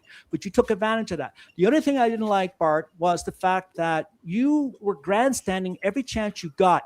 You were jumping on the bandwagon. Every time the moderator, I believe his name was Danny. Was it Danny? Yeah. Danny Jones. Yeah. Every time the moderator was going after, diplomatically speaking, but he did, to be fair to him, he did get in a few points with Charlie Duke. You were stepping on the moderator and beating the war drums, and that was not a good look for you, and it was not a good look for us. You should have showed a little bit more humility, stand back and let the moderator do his job, right? Because I thought he was being quite effective last night. All right. He was asking Charlie Duke questions like, well, but what about this? Like, you got to understand why people are actually questioning this because of this over here. And what about that? But every time you took the opportunity to jump on the bandwagon. So that wasn't a good look. It looked like you were ganging up on a 91-year-old man. Okay. So that was the other thing. And the other thing is, how many people get on the Joe Rogan show? None. None of us will ever get on the Joe Rogan show. And why is that? Because we're not connected. That makes me suspicious of you too. I suspect that you're connected to a lot more powerful elites than we've been told. It's the only way you can get on the Joe Rogan show. Joe Rogan will never invite any of us on there, okay? Because we're not connected. So I think it's kind of like a who you know kind of situation there. And I have to be like, look, you bring up these videos of whistleblowers. I don't think that's a good argument because those whistleblowers cannot be substantiated, okay? Sitting there to 3 or 4 minutes, every 5 minutes, listening to these videos on your website is not selling the narrative. People come to hear you talk, Bart, not listen to your videos. They want to hear you. That's the whole idea of a debate. Okay, that's what I do. I don't bring any. I don't bring any line. I don't bring any notes with me. I talk from my head. Okay, I talk on my feet, and that's what you should be doing. And I read your book and it was okay. I didn't mind it so much. The book was pretty good. But I'll be honest with you, I found some of the stories in there a little bit too far-fetched and contrived. If the CIA really wanted you, they would have had you. They're not that inept. No matter what the propaganda out there says about them, they're not that inept. They would have had you. And finally, and I want to make this one last point here. You need to leave your religious beliefs out of this. I thought it was very unfair of you to be going after anyone, let alone Charlie Duke, but anyone in terms of their religious beliefs. This is not the platform that I'm a spiritual person too, but I respect everybody's spiritual beliefs, and you have no right to be imparting your spiritual beliefs on someone else. You could talk about what you believe, but you're actually hectoring him at the same time. That did not make us look good either. If I may, the microphone. If I may add Jared, something, we got to let Scott in. Scott has been in here patiently, and he hasn't said a word. So let's let Scott. What do you have to say, Scott? Well, if I was sitting in front of Charles Duke, not just at his age alone, I'd still keep the same respect that he has as a national figure out there. And it doesn't matter whether he did or he didn't.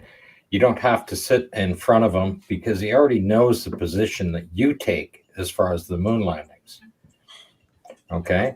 So I wouldn't want to debate him on what I believe that he did not do. Okay? What I would be interested in is the stuff that we know that he did do. Okay? He did the training. He went out on the geological surveys to gather all of the different rocks. I'd be asking him how in practice they set up the stations, how they developed the cue cards. Were they using the geological rocks at these stations? Because when you listen to him, he said, oh yeah, we drive up on the rover and it's okay, now we got to go get the rocks. Okay, that's the stuff I hear from him. Okay, but at the same time, he's going to give you an honest answer. He's going to say what they found when they were on the geologic, like when they came to Canada at Sudbury, right? It's an impact crater. So that's where they're getting the breccia from. That kind of stuff. Then I would ask him, where are those rocks from the geological survey? Where are they stored? They're part of the history of the Apollo program, right? So like they wouldn't just throw them out because we already know that those are the rocks that they gathered that they are now claiming are the moon rocks. We already know that. Okay? Then when it comes to the practice on there, the rover does not have the power at 4 quarter horse electric motors to run around on the Earth. Okay, by the time you put all that together with the astronauts on there, you got about 1,400 pounds. Well, that thing's not going to accelerate like we see in the videos. So they must have had more power. And if you look at the training, the difference in the motors, they don't describe the amount of power that the electric motors were producing for the training rovers. They obviously had more. You could get that kind of information from him, okay, because that he actually did. He was actually there for.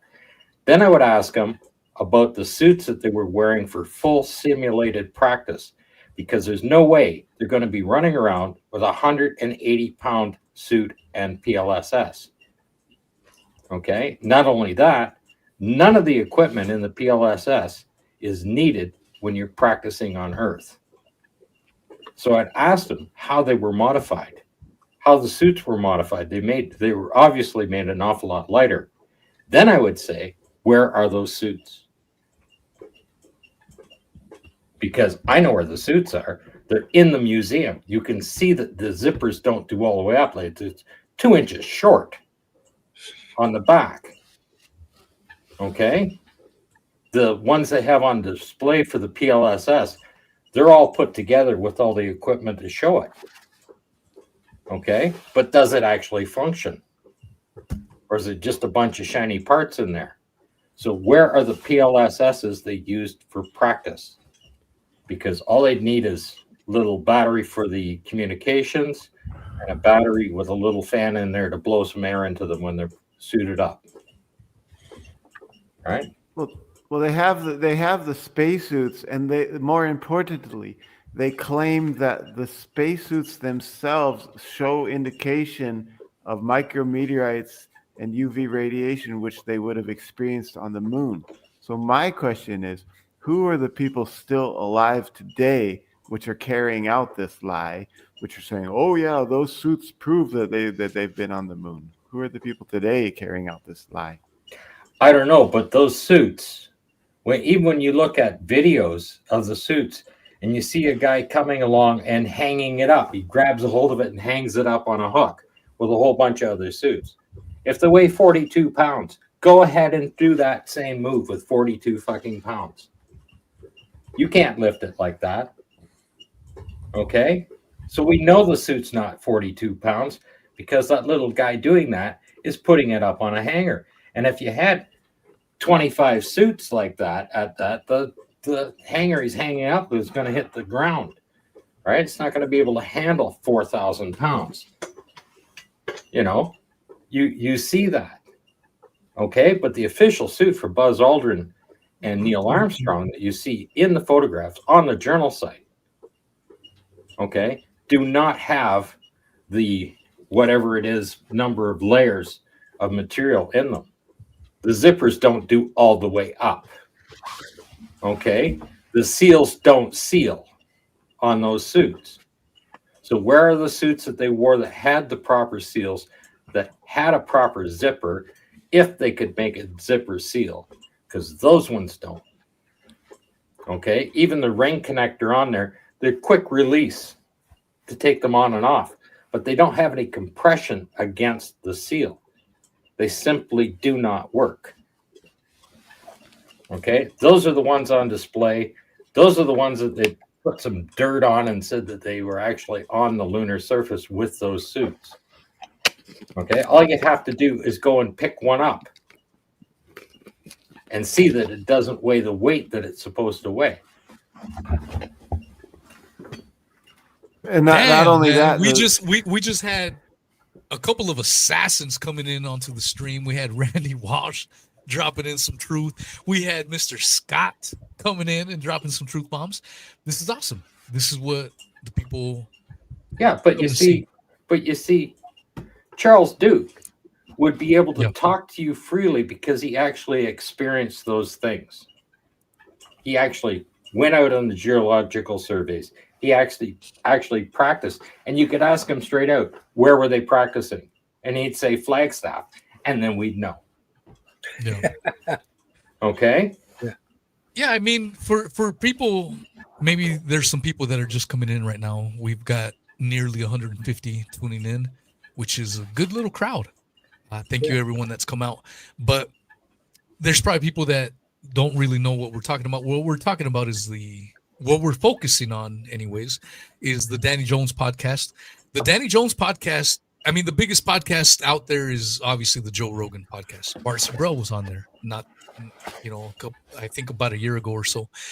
Danny Jones is no Joe Rogan, but he has a large following. I mean, that Bart Sibrel, Charlie Duke podcast on YouTube already has near 700,000 views. On Spotify, it has nearly 300,000 views. So just those two platforms alone, they've got 1 million views. So it has quite a few eyes on it.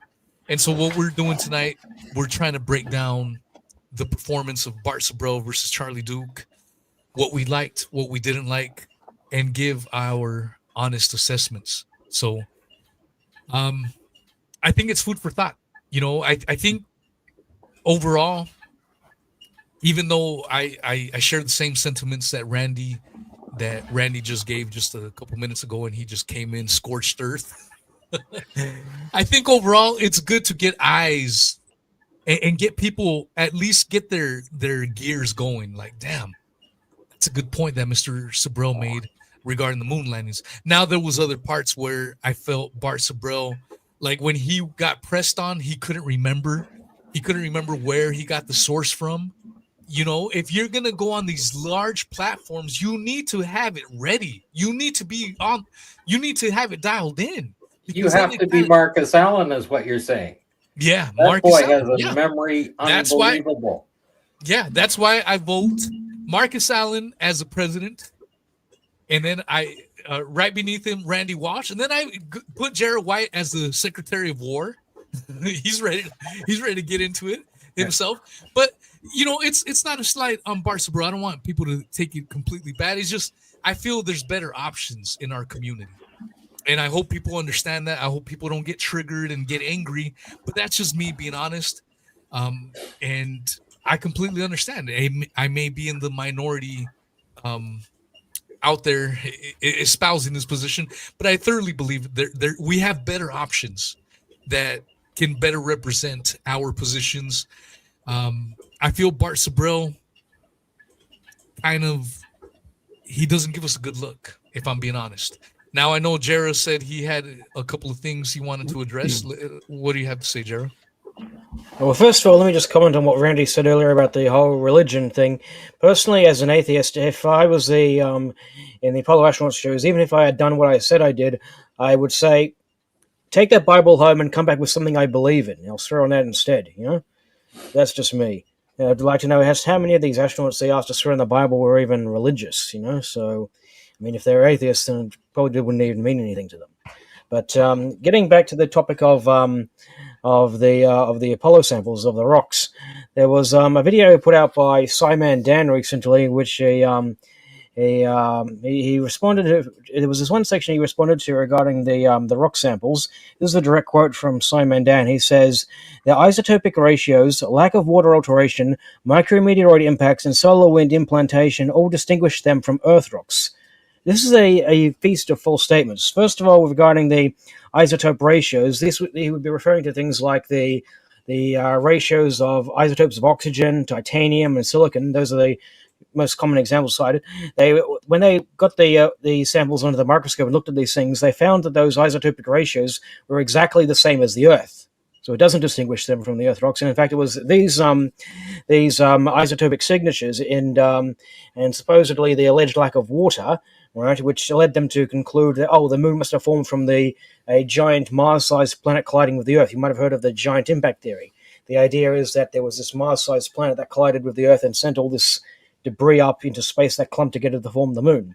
That theory relies on the rocks being made of the same stuff as the Earth, and also the rocks themselves being devoid of water, because any water should have vaporized in that explosion.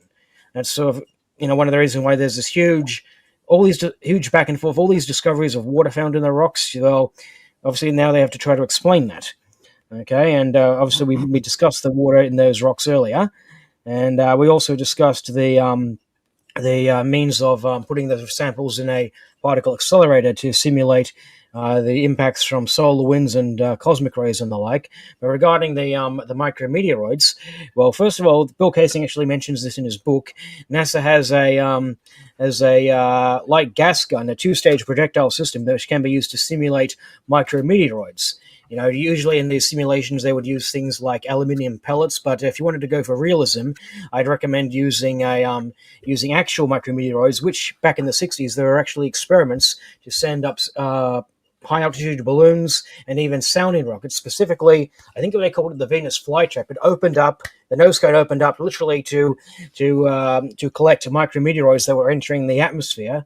You know, and obviously they got samples of those. If you were going to go to the trouble of collecting micrometeoroids from the upper atmosphere, you could potentially put those in the light gas gun and use that as your projectile to fire at your fake moon rocks. And so that's what I wanted to comment on regarding Simon and Dan's section on the Apollo samples. Being the resident geologist of the group, I feel this is my field and something I am qualified to be talking about. You know, I've said this earlier, but I can't stress this enough, how much I wished I was on the program with Bart, you know, to address the things that Drew kept bringing up about the rocks. Watching it, I felt like I wanted to reach into the television and say, no, this, that, you know, just, you know, it was driving me nuts, man. About that. And I said this at the very beginning, like, a lot of the people that criticize Bart Sibrel on the Danny Jones podcast YouTube channel, they were saying that he was aggressive and didn't let, you know, he was being unkind to Charlie Duke. These are the same people that were cheering on MC Toon when he has gone up against Mark Salin, Dr. Raza, you know, so it's hypocritical on many parts. Marcus Allen, we haven't heard from you in a minute. What do you have to say about these things? I was just fascinated to hear what Randy had to say, what Jarrah had to say, what Scott had to say, because it's all real. This is all part of the discussion. It's a very big subject. And if people are coming to it for maybe the first time, they haven't necessarily got the details of it. Maybe we get into detail a little bit too much. It doesn't matter. You'll catch up. You'll get there. Read the books. There are many books available now if you want to read them. Go on to dear old Amazon, put in my name, you'll find a book there. The Apollo Moon Hoax, The Real Evidence. That gives you a bit of background to it all. Look at Jarrah's YouTube channel, moonfaker.com. Some of the stuff that he has been looking at there. His YouTube on Radiation Revisited, I think it's called. Quite a recent one, looking at the details of radiation, because that is a question that is always being asked. It's never been answered. How do humans, not unmanned craft, how do humans, us delicate little creatures that we are, how do we survive in space beyond the Van Allen belts? There's radiation all the way to the moon and back. How do we survive it? The Van Allen belts protect us on Earth from that radiation, as does our atmosphere. But out in space, we're unprotected. How do we ensure humans can survive that level of radiation? Never been answered. NASA claimed they're sending humans back to the moon. I think it's February next year. About 3 months' time, they're going to try and do it. Well, it may well be delayed through technical issues. The technical issues are the astronauts on that craft may well be asking, am I going to be protected from radiation when I go through the belts and beyond? When I orbit the moon, will I be protected from radiation? If they're not getting satisfactory answers, they're not going to go. There'll be technical delays, I suspect. But the idea that there are so many different subjects that we cover, it is quite hard even for us to keep up with them all the time, because each of us has our own speciality. I mean, Raza has some remarkable information, and his discussions with dear old MC Toon are quite eye-opening. What Randy's doing in terms of providing technical scientific information about those famous F1 engines which powered the Saturn V rocket. Why aren't they using those for the SLS, the Space Launch System? No, they're using the old shuttle engines. They're a quarter of the power of the F1 engine, so they have to use 30 of them. Why isn't Elon Musk using an F1 engine? He could get his hands on one. Jeff Bezos dredged one up from the Atlantic. Got it working. Well, I assume he got it working, but does it do what it says? Does it produce 1.5 million pounds of thrust? Not the 400,000 pounds of thrust, which is the maximum power available today. There's something very strange about this whole Apollo stuff. That's why we're talking about it, because it all worked back in the 1960s, we're told. We saw it working. We saw the rocket take off, bloody great thing, shot up in the sky. 2 minutes after it launched, disappeared from sight. The only people who were giving us information was NASA. NASA, never a straight answer. Did they really tell us the truth? We had Charlie Duke, who was Capcom on Apollo 11, on Apollo 13. So he must know what he's talking about, we believe. This is the problem. We believe what he says. I went to the moon. I walked on the moon. You can't take that away from me, he said. We believe him. He's an honorable man. He wouldn't lie, would he? He signed his oaths of secrecy, as have all the astronauts and most of the people directly associated with Apollo. But if you start looking at the anomalies in Apollo, we haven't even discussed Apollo 13 yet, and the Russian involvement in Apollo 13, and the strange case of the floating command module, which the Russians fished out of the Atlantic, took it back to Murmansk and handed it back to America. It's now on display at the Grand Rapids Museum in Michigan. Why are the two command modules from Apollo 13 on display? The other one's at the Kansas Cosmodrome. Yeah. Jarrow's got the picture of it there. The lost Apollo capsule. It's a very strange story. It's never been addressed. There's something going on. There's something underneath the official story of Apollo 13, which we're gradually getting to grips with. We're finding the anomalies, the unexplained details, the unanswered questions. And they're there. And people who can look at them dispassionately, and maybe if you're American, it's very hard to look at it dispassionately because it's so much part of your history, your life story. It's what you believe America has done. You believe America has done it because you were told America has done it. But did they actually do what they claim to have done? Landed humans on the lunar surface and returned them safely to the Earth? That was Kennedy's challenge in May 1961. We don't see the evidence for it. That's the problem. So that's why we call ourselves Apollo detectives. Doesn't mean to say we're right about everything. I held up my piece of moon rock. Yes, many thousands of people have examined the moon rock. Who paid for the university time to examine them? It was NASA. They supplied the moon rock.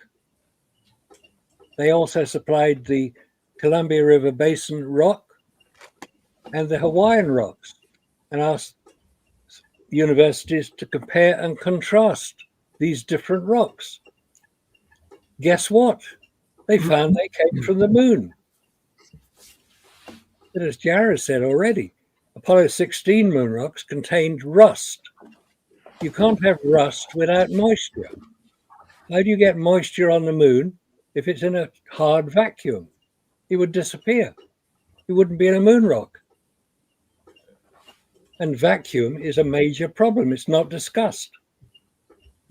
the many people who claim to support NASA, maybe even NASA themselves, I'm sure they're listening to what we're talking about now, explain how explain how astronauts are protected against vacuum in space.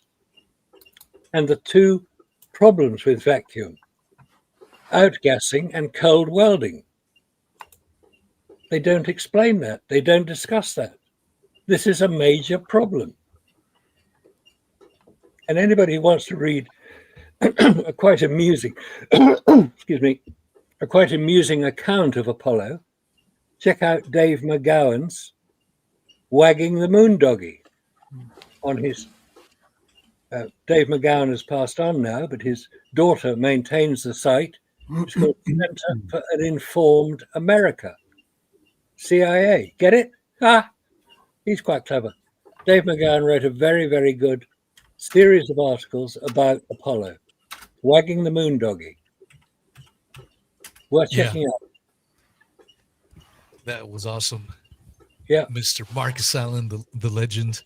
Thank you. Thanks. Yeah, no, I truly believe that. And I've modeled my channel through the lens of David McGowan is what I call it. I view my reality, what we perceive as reality, through the David McGowan lens. And as little as my reach is, I make sure I try to give a shout out to Dave McGowan at all times to make people aware of his amazing work. Yeah. You know, he's been gone from us for a decade now. And so we cannot forget him. But I before I get to Scott, I want to definitely get your words on a couple things. I don't know if anyone here agrees with me, but the more I've thought about these shows that we've done together, and we've gone over the evidence time and again, I feel the smoking gun. This is for me. This is me speaking. I'm not speaking for everyone else here, but I feel the smoking gun is the F1 engines that Randy Walsh talks about. And the reason for it is extremely simple. If you don't have the hardware to get to the moon in the first place, why should you believe anything else? You know, Bart Sibrel was talking about the shadows, and Danny Jones started criticizing, well, you know, that could have been this or that. And you leave room for yourself. You open yourself up to these clowns telling you, well, you know, that's your perception. It could be perceived this and that. Yeah, but we don't want any of that. We don't want any of that. What we want is definitive stuff. If you can't produce the evidence for the hardware that got you there in the first place, you have absolutely nothing. Yeah, but you know, Wheezy, along that same line, one thing that really bothered me about Danny, what he did was gaslit his audience when it came to those shadows, because I have taken that image, put it in the editor, and I allowed the editor to do some calculating on its own. There's a program you could run in the editor that will run lines, and it will intersect or it won't intersect. You can do that in this editor. And when I ran that, those lines intersect. I'm sorry, but Danny's wrong. That rock is actually, it's not 90 degrees. It's not perpendicular to the other shadow of the astronaut, but they are going to cross. And Danny was sitting there saying that, no, they will not cross. Look at this. Look at the tripod in this other video. Well, the tripod, the shadow was going straight out. Of course, it's not going to intersect. But when you look at the rock, that is pretty much on a 90-degree angle. As a matter of fact, in the editor, it said 67 degrees by the time they intersected. So he is wrong about that. I get that, Rob, but the issue, again, is you're leaving a little bit of gray area where one could say this or that. I completely agree with what you just said. I'm just saying, why don't we just scrap all that stuff completely, and we don't have to entertain it? Show me the money. If you can't show me the hardware that allegedly got you to the goddamn moon, you have nothing. It's really that simple. We make it more complicated than we have to. That's all I'm trying to say. Scott, What do you have to say? You've done 10 years of work in this. You are a pioneer in debunking the moon landings. What do you have to say, Scott? Well, the spacesuits are exactly the same as the rocket. Throw a bunch of guys, put those suits on, throw them in Sandusky chamber. Okay? Let me run the controls. Simple as that. And that's not even close to the amount of vacuum that they're dealing with, right? Yeah, it's really that simple. I think we haven't heard from Randy since he came in on fire. What do you have to say, Randy? So I watched. I'll get back to the F1 engines in a sec because there's a couple of more points that I can add to that. So I watched Simon Dam's video, a critique of the debate last night, and I found it actually quite amusing. I always expect him to be, throwing his usual temper tantrum, which is what he does best, right? He doesn't really get into any meat and potatoes of the subject. He just gets angry and yells at the camera, and he thinks that's effective. Very much like what politicians do, because they're actually taught to yell in Parliament because they think by yelling, people are going to be convinced of what they're saying. So that's Simon Dam, right? So, the typical consummate normie. But one thing he did say last night, and I found amusing, was when I touched on this in my opening remarks, when Charlie Duke was asked about the Van Allen radiation belts, and he had to be actually instructed, number one, on what they were, and number two, how far the distance was, like how far out they went, like from 1,000 miles to about 30,000 or 40,000, depending on the source. And one of the things that they didn't even mention last night, and I'm not sure if Jared might have done some work on this, but the one thing they didn't mention last night was the atomic testing and the thermonuclear testing they did in space under Operation Fishbowl in 1958, 1962, respectively. So that wasn't even talked about. So let's just put that aside, because that's another barrier. That's more layers of radiation, right? But when I mentioned that Charlie Duke said, well, we never had any meetings about it because we weren't worried about it. And then Simon Dam had to own that. You see, this is what I mean. This is what I'm going to get back to in terms of the F1 engines.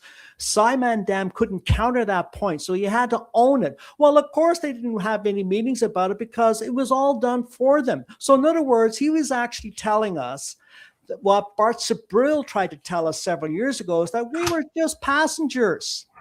Right? And you can read into that multiple meanings. We were just passengers. Now, let me ask all of you and all of you who are watching, wouldn't you, if you were an astronaut and you were told that you were going through the Van Allen belts, what would your response be? Well, number one would be, well, I know there's a lot of radiation out there. Let's have a meeting, right? I want to talk about this, and I want to have another meeting. I want to make sure that we're protected. What kind of layering, what kind of radiation protection are we having? I mean, yeah, we're passengers, we're going through that, but I want to know what level of protection we have. What happens if there's a malfunction on our way through the Van Allen belts and we're stuck in there longer? What happens if the engine burns out? What happens then? What is our contingency plan? And I found it really revealing last night in the debate with Bart Sibrel that Charlie Duke would actually say what he said. And I'm waiting now for all the NASA defenders and astronauts to jump on Danny Jones' show to defend that remark, just that remark in and of itself, because it is a very telling, very revealing remark to say that, well, we never had any meetings about it. We never even discussed it, yet it was the most important barrier and most lethal, in some cases, barrier to have to go through in order to get to the moon. So that's the one point I want to emphasize. Going back to the F1 engines, I mentioned this in my opening remarks that the F1 engines, they were plagued with problems in Apollo 6. Now, Apollo 6, for the viewer that is watching, Apollo 6 was the second unmanned launch of the Saturn V to test the F1 engines. We were told that Apollo 4, not Apollo 5, Apollo 5 was not a Saturn V launch. So Apollo 4 and Apollo 6, two unmanned launches of Saturn V using the F1 engines. We were told that the first unmanned launch of the Saturn V worked perfectly. So all we can do is take NASA's word for it because they've destroyed all that telemetry. So we'll never know for sure. But let's give NASA the benefit of the doubt. But they couldn't hide the fact that there was a disaster happening on Apollo 6 because you had photos that got through the media. They got through the censors, got through the filters, right? So you have a plume of smoke and with a flame coming out of, I believe, is the first stage near the second stage of the Saturn V before it reaches altitude of 40 miles, which is when it would have jettisoned the first stage containing the F1 engines. And that plume, that fire plume indicated kerosene was burning. And that's another thing. That's another key point that Charlie Duke couldn't remember last night when he was asked what kind of fuel were they using. He said, I don't know, liquid something. It was liquid oxygen and kerosene. And kerosene was the only time kerosene was used was in the F1 engines. And that's why Apollo 6 is a very bookmark Apollo 6. For everyone watching here, bookmark Apollo 6. Go look at the photos because that plume indicates that kerosene was burning, which means that the cooling system of the F1 engines was breaking down. Now, having said that, NASA claims that they rectified that problem. They fixed the F1 engines. And 7 months later, they put a crew on board without any further testing of the F1 engines, either on the ground, static testing on the ground, and or in flight. Those engines were not tested. I defy anybody to tell me any technology of that nature, that level of sophistication. You go look, read up on the F1 engines. It's supposed to be a very sophisticated piece of machinery. I defy anybody how any mechanic or any engineer or anyone can sign off on making repairs without doing any further testing and just putting a crew on board for the first time. Hey, Wheezy, I just had one quick, interject. One comment from the comment section on the channel, he was saying, where are all the rocks that were collected for the Apollo trips that they went to the Canadian Shield, to Flagstaff, to Hawaii? Where are all those rocks and where can we find them? Are they in museums? Are they stored somewhere? Does NASA have them? Because we don't know where they are. I just thought I'd throw that out there. It was a good question that he asked. I'm going to look into that a little more. Well, and according to Charlie Duke, he couldn't even tell you exactly how much, if it was 200 pounds or 600 pounds, which is part of that Danny Jones podcast. We haven't heard from Dr. Raza in a minute. Dr. Raza, what do you say? Yeah, coming back to this rock thing, because this also comes back to the question which Jera asked Buzz. So Jera was asking Buzz about the petrified wood, but Buzz's reply, he was actually replying to a different question. He was replying to the question about what happened with the mismatch of all the other rocks. So if you go to like Wikipedia, it will say that where are the moon rocks today, and they'll say a lot of them were lost, and so are mixed up and things like that. So that was the question which Buzz was actually replying to. He's like, "What happened after we gave the rocks away? I don't know what happened because that's not up to me." So he was replying to that question, not specifically the moon which was given to the Dutch Museum, the petrified wood. He wasn't even. I think Jera was way ahead of his time to ask that because Buzz hadn't even heard that story yet. But if you don't mind, I wanted to throw in a couple cents about this Bart Sibrel interview. If you could pull up that link, actually. What link? Hey, Jared, can you mute your? I could hear the fan in the background, please. What link, Dr. Raza? I put it in the chat, just a couple of comments up. Oh, okay, I got you. Where do you want me? So I just wanted to say, actually, I'm actually quite a big fan of. I'm supporting Bart on what he did, and the reason why I support Bart is, well, before I get to that, let me just read this. It says the House on Un-American Activities Committee. I can't read it, but it says created in 1938. Am I right? Yeah, established in 1938 under the Martin Dies as chairman, that conducted investigations through the 1940s Okay, and in the 1950s bottom, at the into very alleged bottom, communist activities. at the bottom, it says it was taken apart in 1969. It changed names, and then Its influence waned by the 1960s. In 1969's, it was renamed the Internal Security Committee, and in 1975, it was dissolved. Okay, so this was called the House. What was the anyway? It was the House Committee on Un-American Affairs. So what that is, House right? Un-American. So Un-American Activities Committee, and the HUAC. That is wild.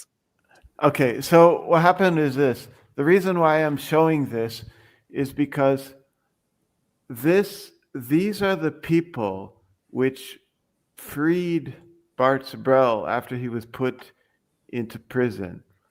So within the CIA, there's two factions. There's a Christian faction and the Freemason faction. And these two factions have been at war for a long time. And that House Un-American Committee started in 1938, represents this Christian faction. And so it was the Freemasons in the CIA who captured Bart. And then it was these Christians from that House Un-American Committee which came in and freed Bart. And that movement is still going on today. So what I want to say regarding Bart, and actually regarding anybody, we all have, as Marcus was saying, each one of us has our own differences, our own specialities, and with everybody here, there's going to be certain points we agree with and disagree with. But for me personally, I don't care about any of that, because I know for a fact that soon enough NASA will admit that they lied, and it doesn't matter who represents us or who's better at convincing people, because it's only just a matter of time before the whole world knows. So I don't need to choose a representative. I don't think anybody's my favorite, and because by the time the truth comes out, we'll just all be looked at as the pioneers. We were ahead of our time. And so the little differences between us and that, and who said this and that, it doesn't matter. We're all just ahead of our time, and people will wonder in the future how we knew what we knew before it was officially admitted. There you go. Gerald, we haven't heard from you in a minute. What do you got to say? You're muted, bro. Off. You're muted. Sorry about that. I wanted to comment on the things that you said about there being no discussions for should we avoid this part of the radiation or that part of the radiation. The fact that he says there was no discussion about what we should do to avoid it, it seems kind of odd, because Michael Collins in his book claims that back on the Gemini program there was discussions to try and avoid the stuff. Here he's writing about Gemini 10. Now, it's just for some context here. On Geminis they would dock with a booster rocket called the Agena. The Agena would fire and then basically boost them into a higher orbit. Okay, he's writing here about the Agena that they dock with on Gemini 10. He says, "I must also keep one eye on the clock being the counter of of how long the engine's been firing for, and if the engine doesn't shut down on time, I will immediately command it to shut down, because we don't want to go any higher than planned, mainly because it will foul up our timing of our strategy and for overtaking the Agena 8, and also because it would put us deeper into the Van Allen radiation belt." It's important to note that Gemini never went higher than the South Atlantic anomaly. The Gemini 10 never went higher than the South Atlantic anomaly. So here he's saying, I got to make sure that the engine shuts down on time, and if it doesn't, I got to shut it up, or we'll end up in the Van Allen belt. So it seems odd that there would be obvious discussions about that. He even says here that they were expecting the medics. They were predicting doses as high as 19 rads for the radiation he would have encountered in the anomaly. This was, of course, before they knew that the anomaly, once you're outside the anomaly, you have time to do some healing before you're exposed to it again. But still, they were talking about what the medics were predicting, and obviously needing to shut down if the engine doesn't shut down in time. So it makes you wonder, well, why would there be discussions on Gemini but no discussions on Apollo? That doesn't seem to make any sense. because Apollo knew exactly what they were doing. They weren't going anywhere near the Van Allen belts because no human has been past the Van Allen belts. Well, you got to be able to get off the ground first. I was just sitting here thinking about what Charles Duke had said about meeting von Braun. Now, why the hell, given the fact that the astronauts were the most famous people in the world, why wouldn't von Braun want to talk to these people? He said he was introduced to them, and that was it. I think I have your answer right here. Hold up, Scott. Let's listen to this. I went to the moon. I understand. We picked up moon rocks. Was Oh my God. That's it about cover it, yeah. That encapsulates the whole 4-hour podcast. What is your biggest proof we went to the moon? I went to the moon. I picked up some moon rocks. Yeah, but don't. Sorry, don't you find it, Scott. That was a small little joke. Yeah, don't you find it interesting that the most famous people in the world, nobody wants to talk to them? Were they were they keeping the Apollo rocket such a secret that the astronauts didn't know what was happening with them? Yeah, I mean that seems what's going on, because like if you're not talking, like von Braun's the head engineer on the machine you are going to be flying in, okay, and he said he was privileged that he was able to meet him once. Yeah. And then they set up a thing. Then they set up a thing, and they went to an update thing with a bunch of engineers or whatever. Yeah. And the engineers said everything's okay, like you don't need to be here, right? But there was no details on that. Yeah. Yeah. Like if Well, the other thing right there, touching on that same point, Scott, was when I think it was Danny Jones brought up, how did he feel about when he first landed on the moon? And it was just so generic, and he just glossed over it. Oh, he wasn't excited. Danny Jones wanted to get some kind of reaction, like, "Oh my God, it was so amazing! I saw this and I saw that. I could see the stars and all their bright and shine. It was an amazing." And he was like, "I was happy." That's the same as the takeoff. Weren't you excited? He said, "No, we rehearsed it so many times. It was just like the other rehearsals." Yes. And then the other thing Danny Jones did bring up was and it was because of Bart Sibrel, was when they showed the interviews after Neil Armstrong gets back, Buzz Aldrin, and they look like ghosts in that interview. Like they're scared and nervous. And Danny Jones told Charlie Duke, like, that's kind of weird, right?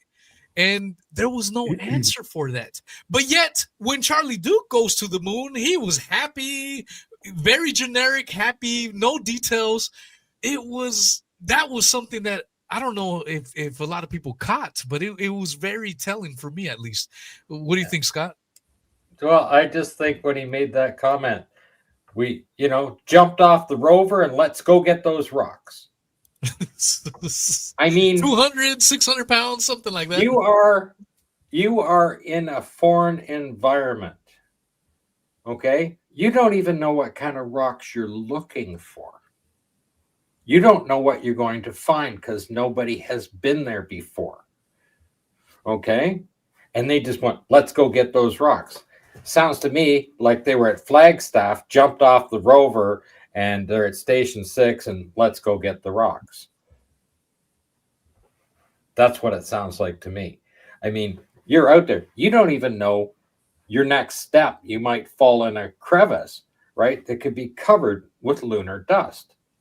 You have no idea. Okay? You have no idea that you might strike something very sharp and cut your suit wide open, and you're instantly dead. These guys didn't express any of that. They never have. Charles Duke didn't do it as well, right? There was no concern for his safety at any God-given time during his conversation.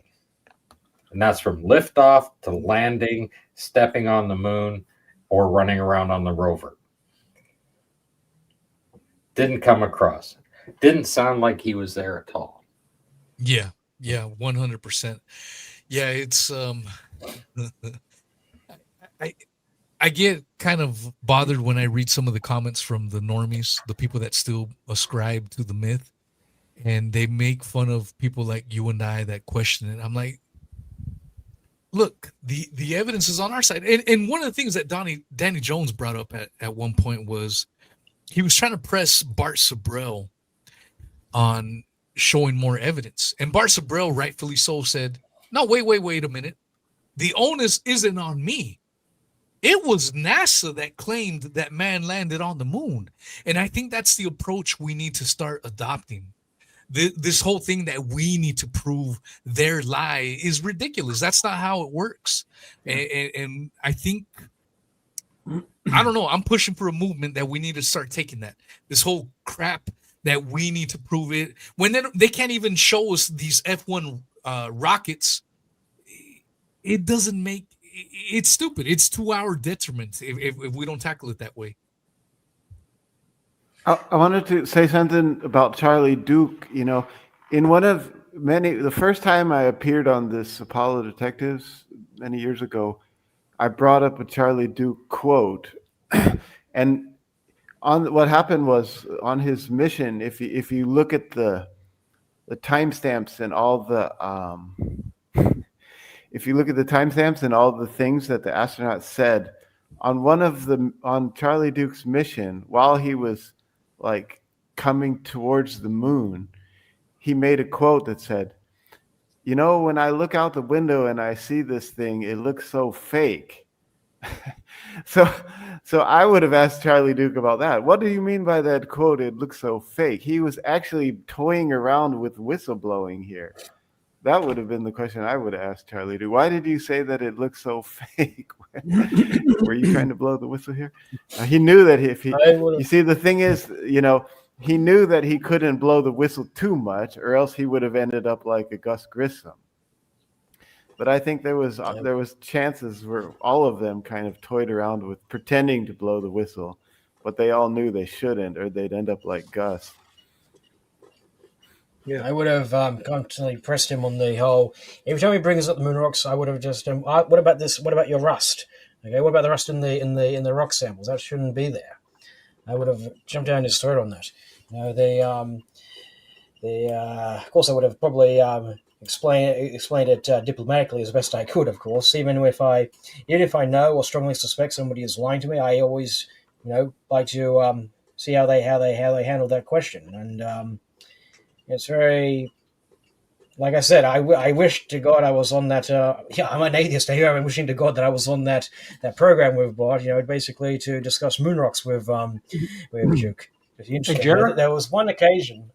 Jared, I'm just going to ask you something. What do you really think Neil Armstrong meant when he said we must remove one of truth's protective layers? What do you think he really meant when he was referring that to those newbies that were going to be entering this program?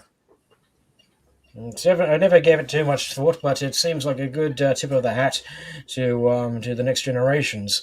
I found it interesting as well. If you actually look at the full interview and stuff, he says that we've expanded our knowledge of the universe 1,000-fold, and yet somehow the moon seems to be the one destination in the solar system that we seem to have just paused on, because there wasn't many subsequent missions to the moon, not until the 90s anyways, when they had those orbital flights.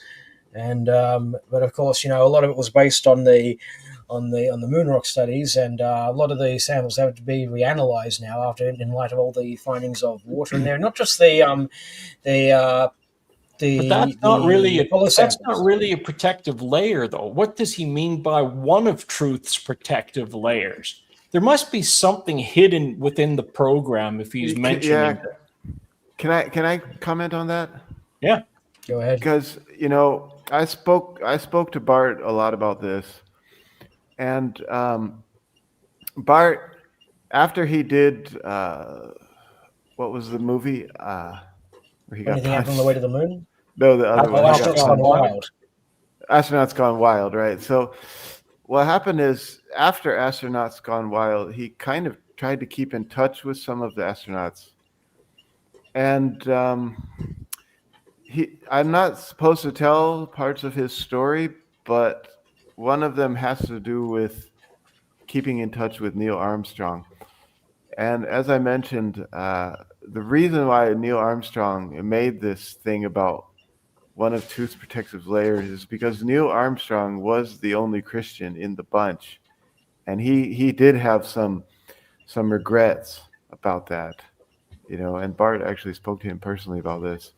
And so there's more to this story which I can't tell, but this is one of the reasons why I personally became involved in this in the Chinese space mission, is because it confirmed some things which I had.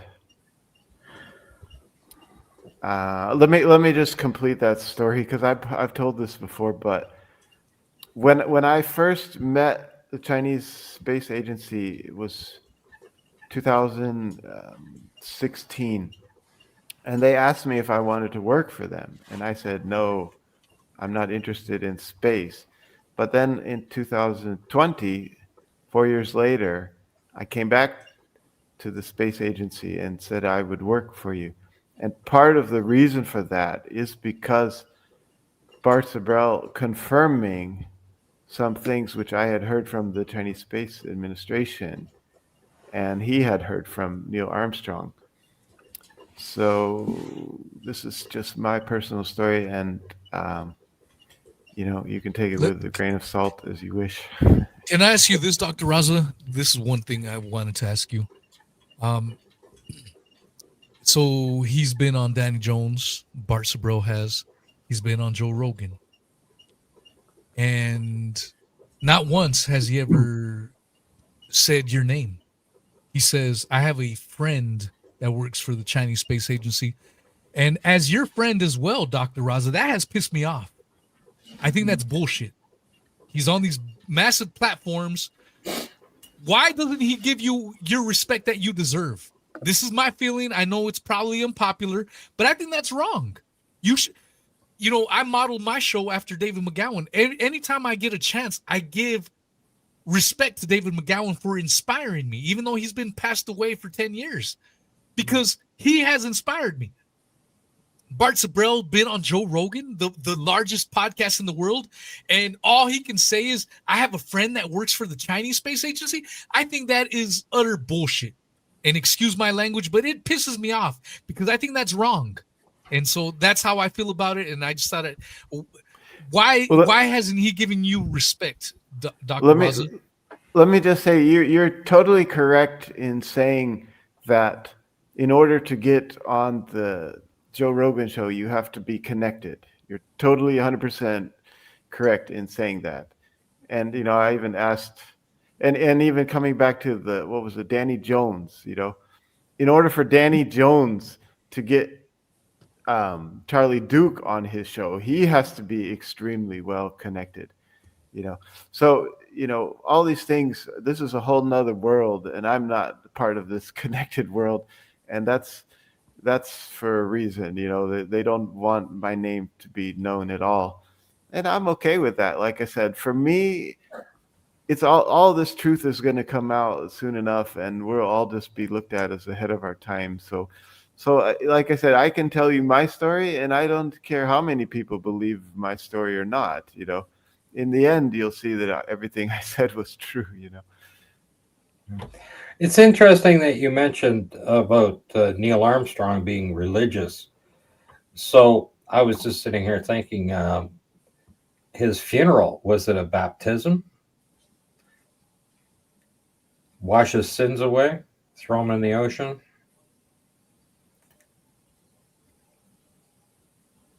Just a question. Wasn't there also something funny with his wife going on?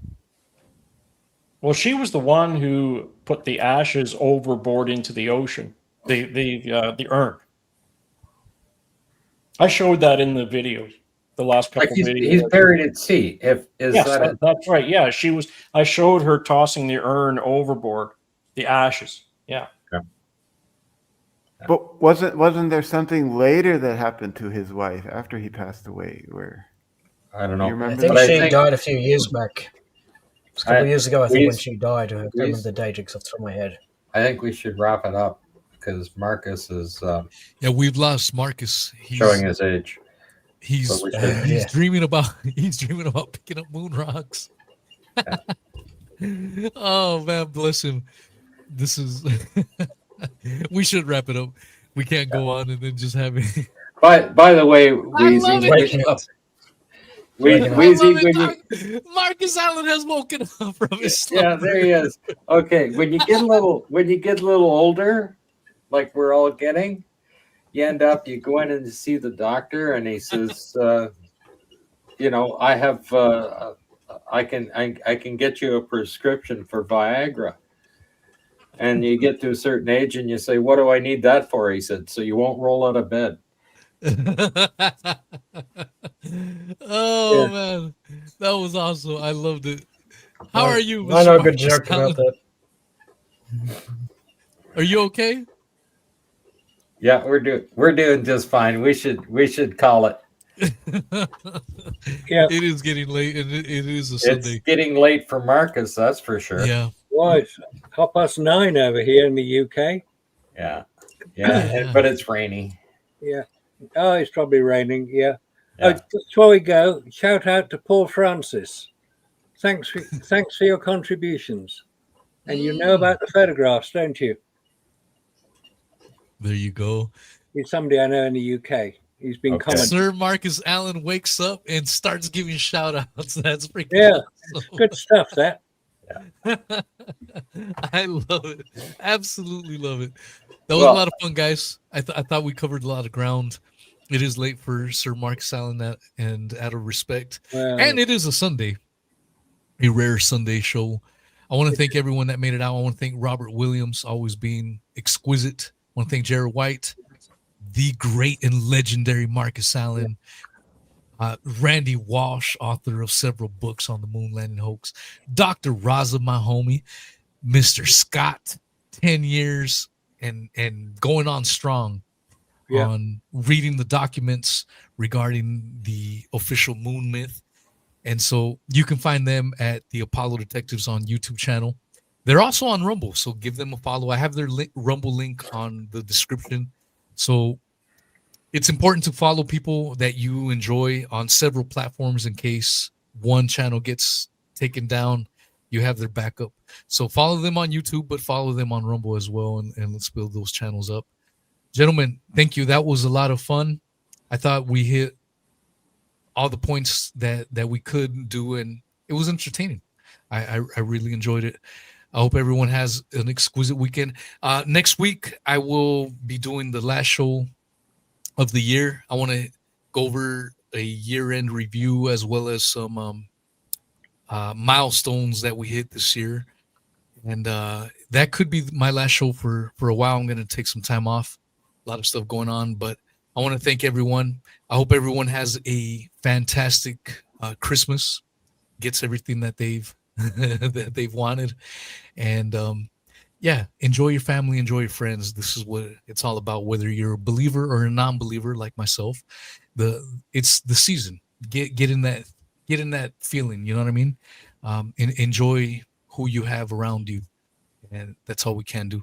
All right, y'all. Everyone, take care. Hugs, loves, and kisses.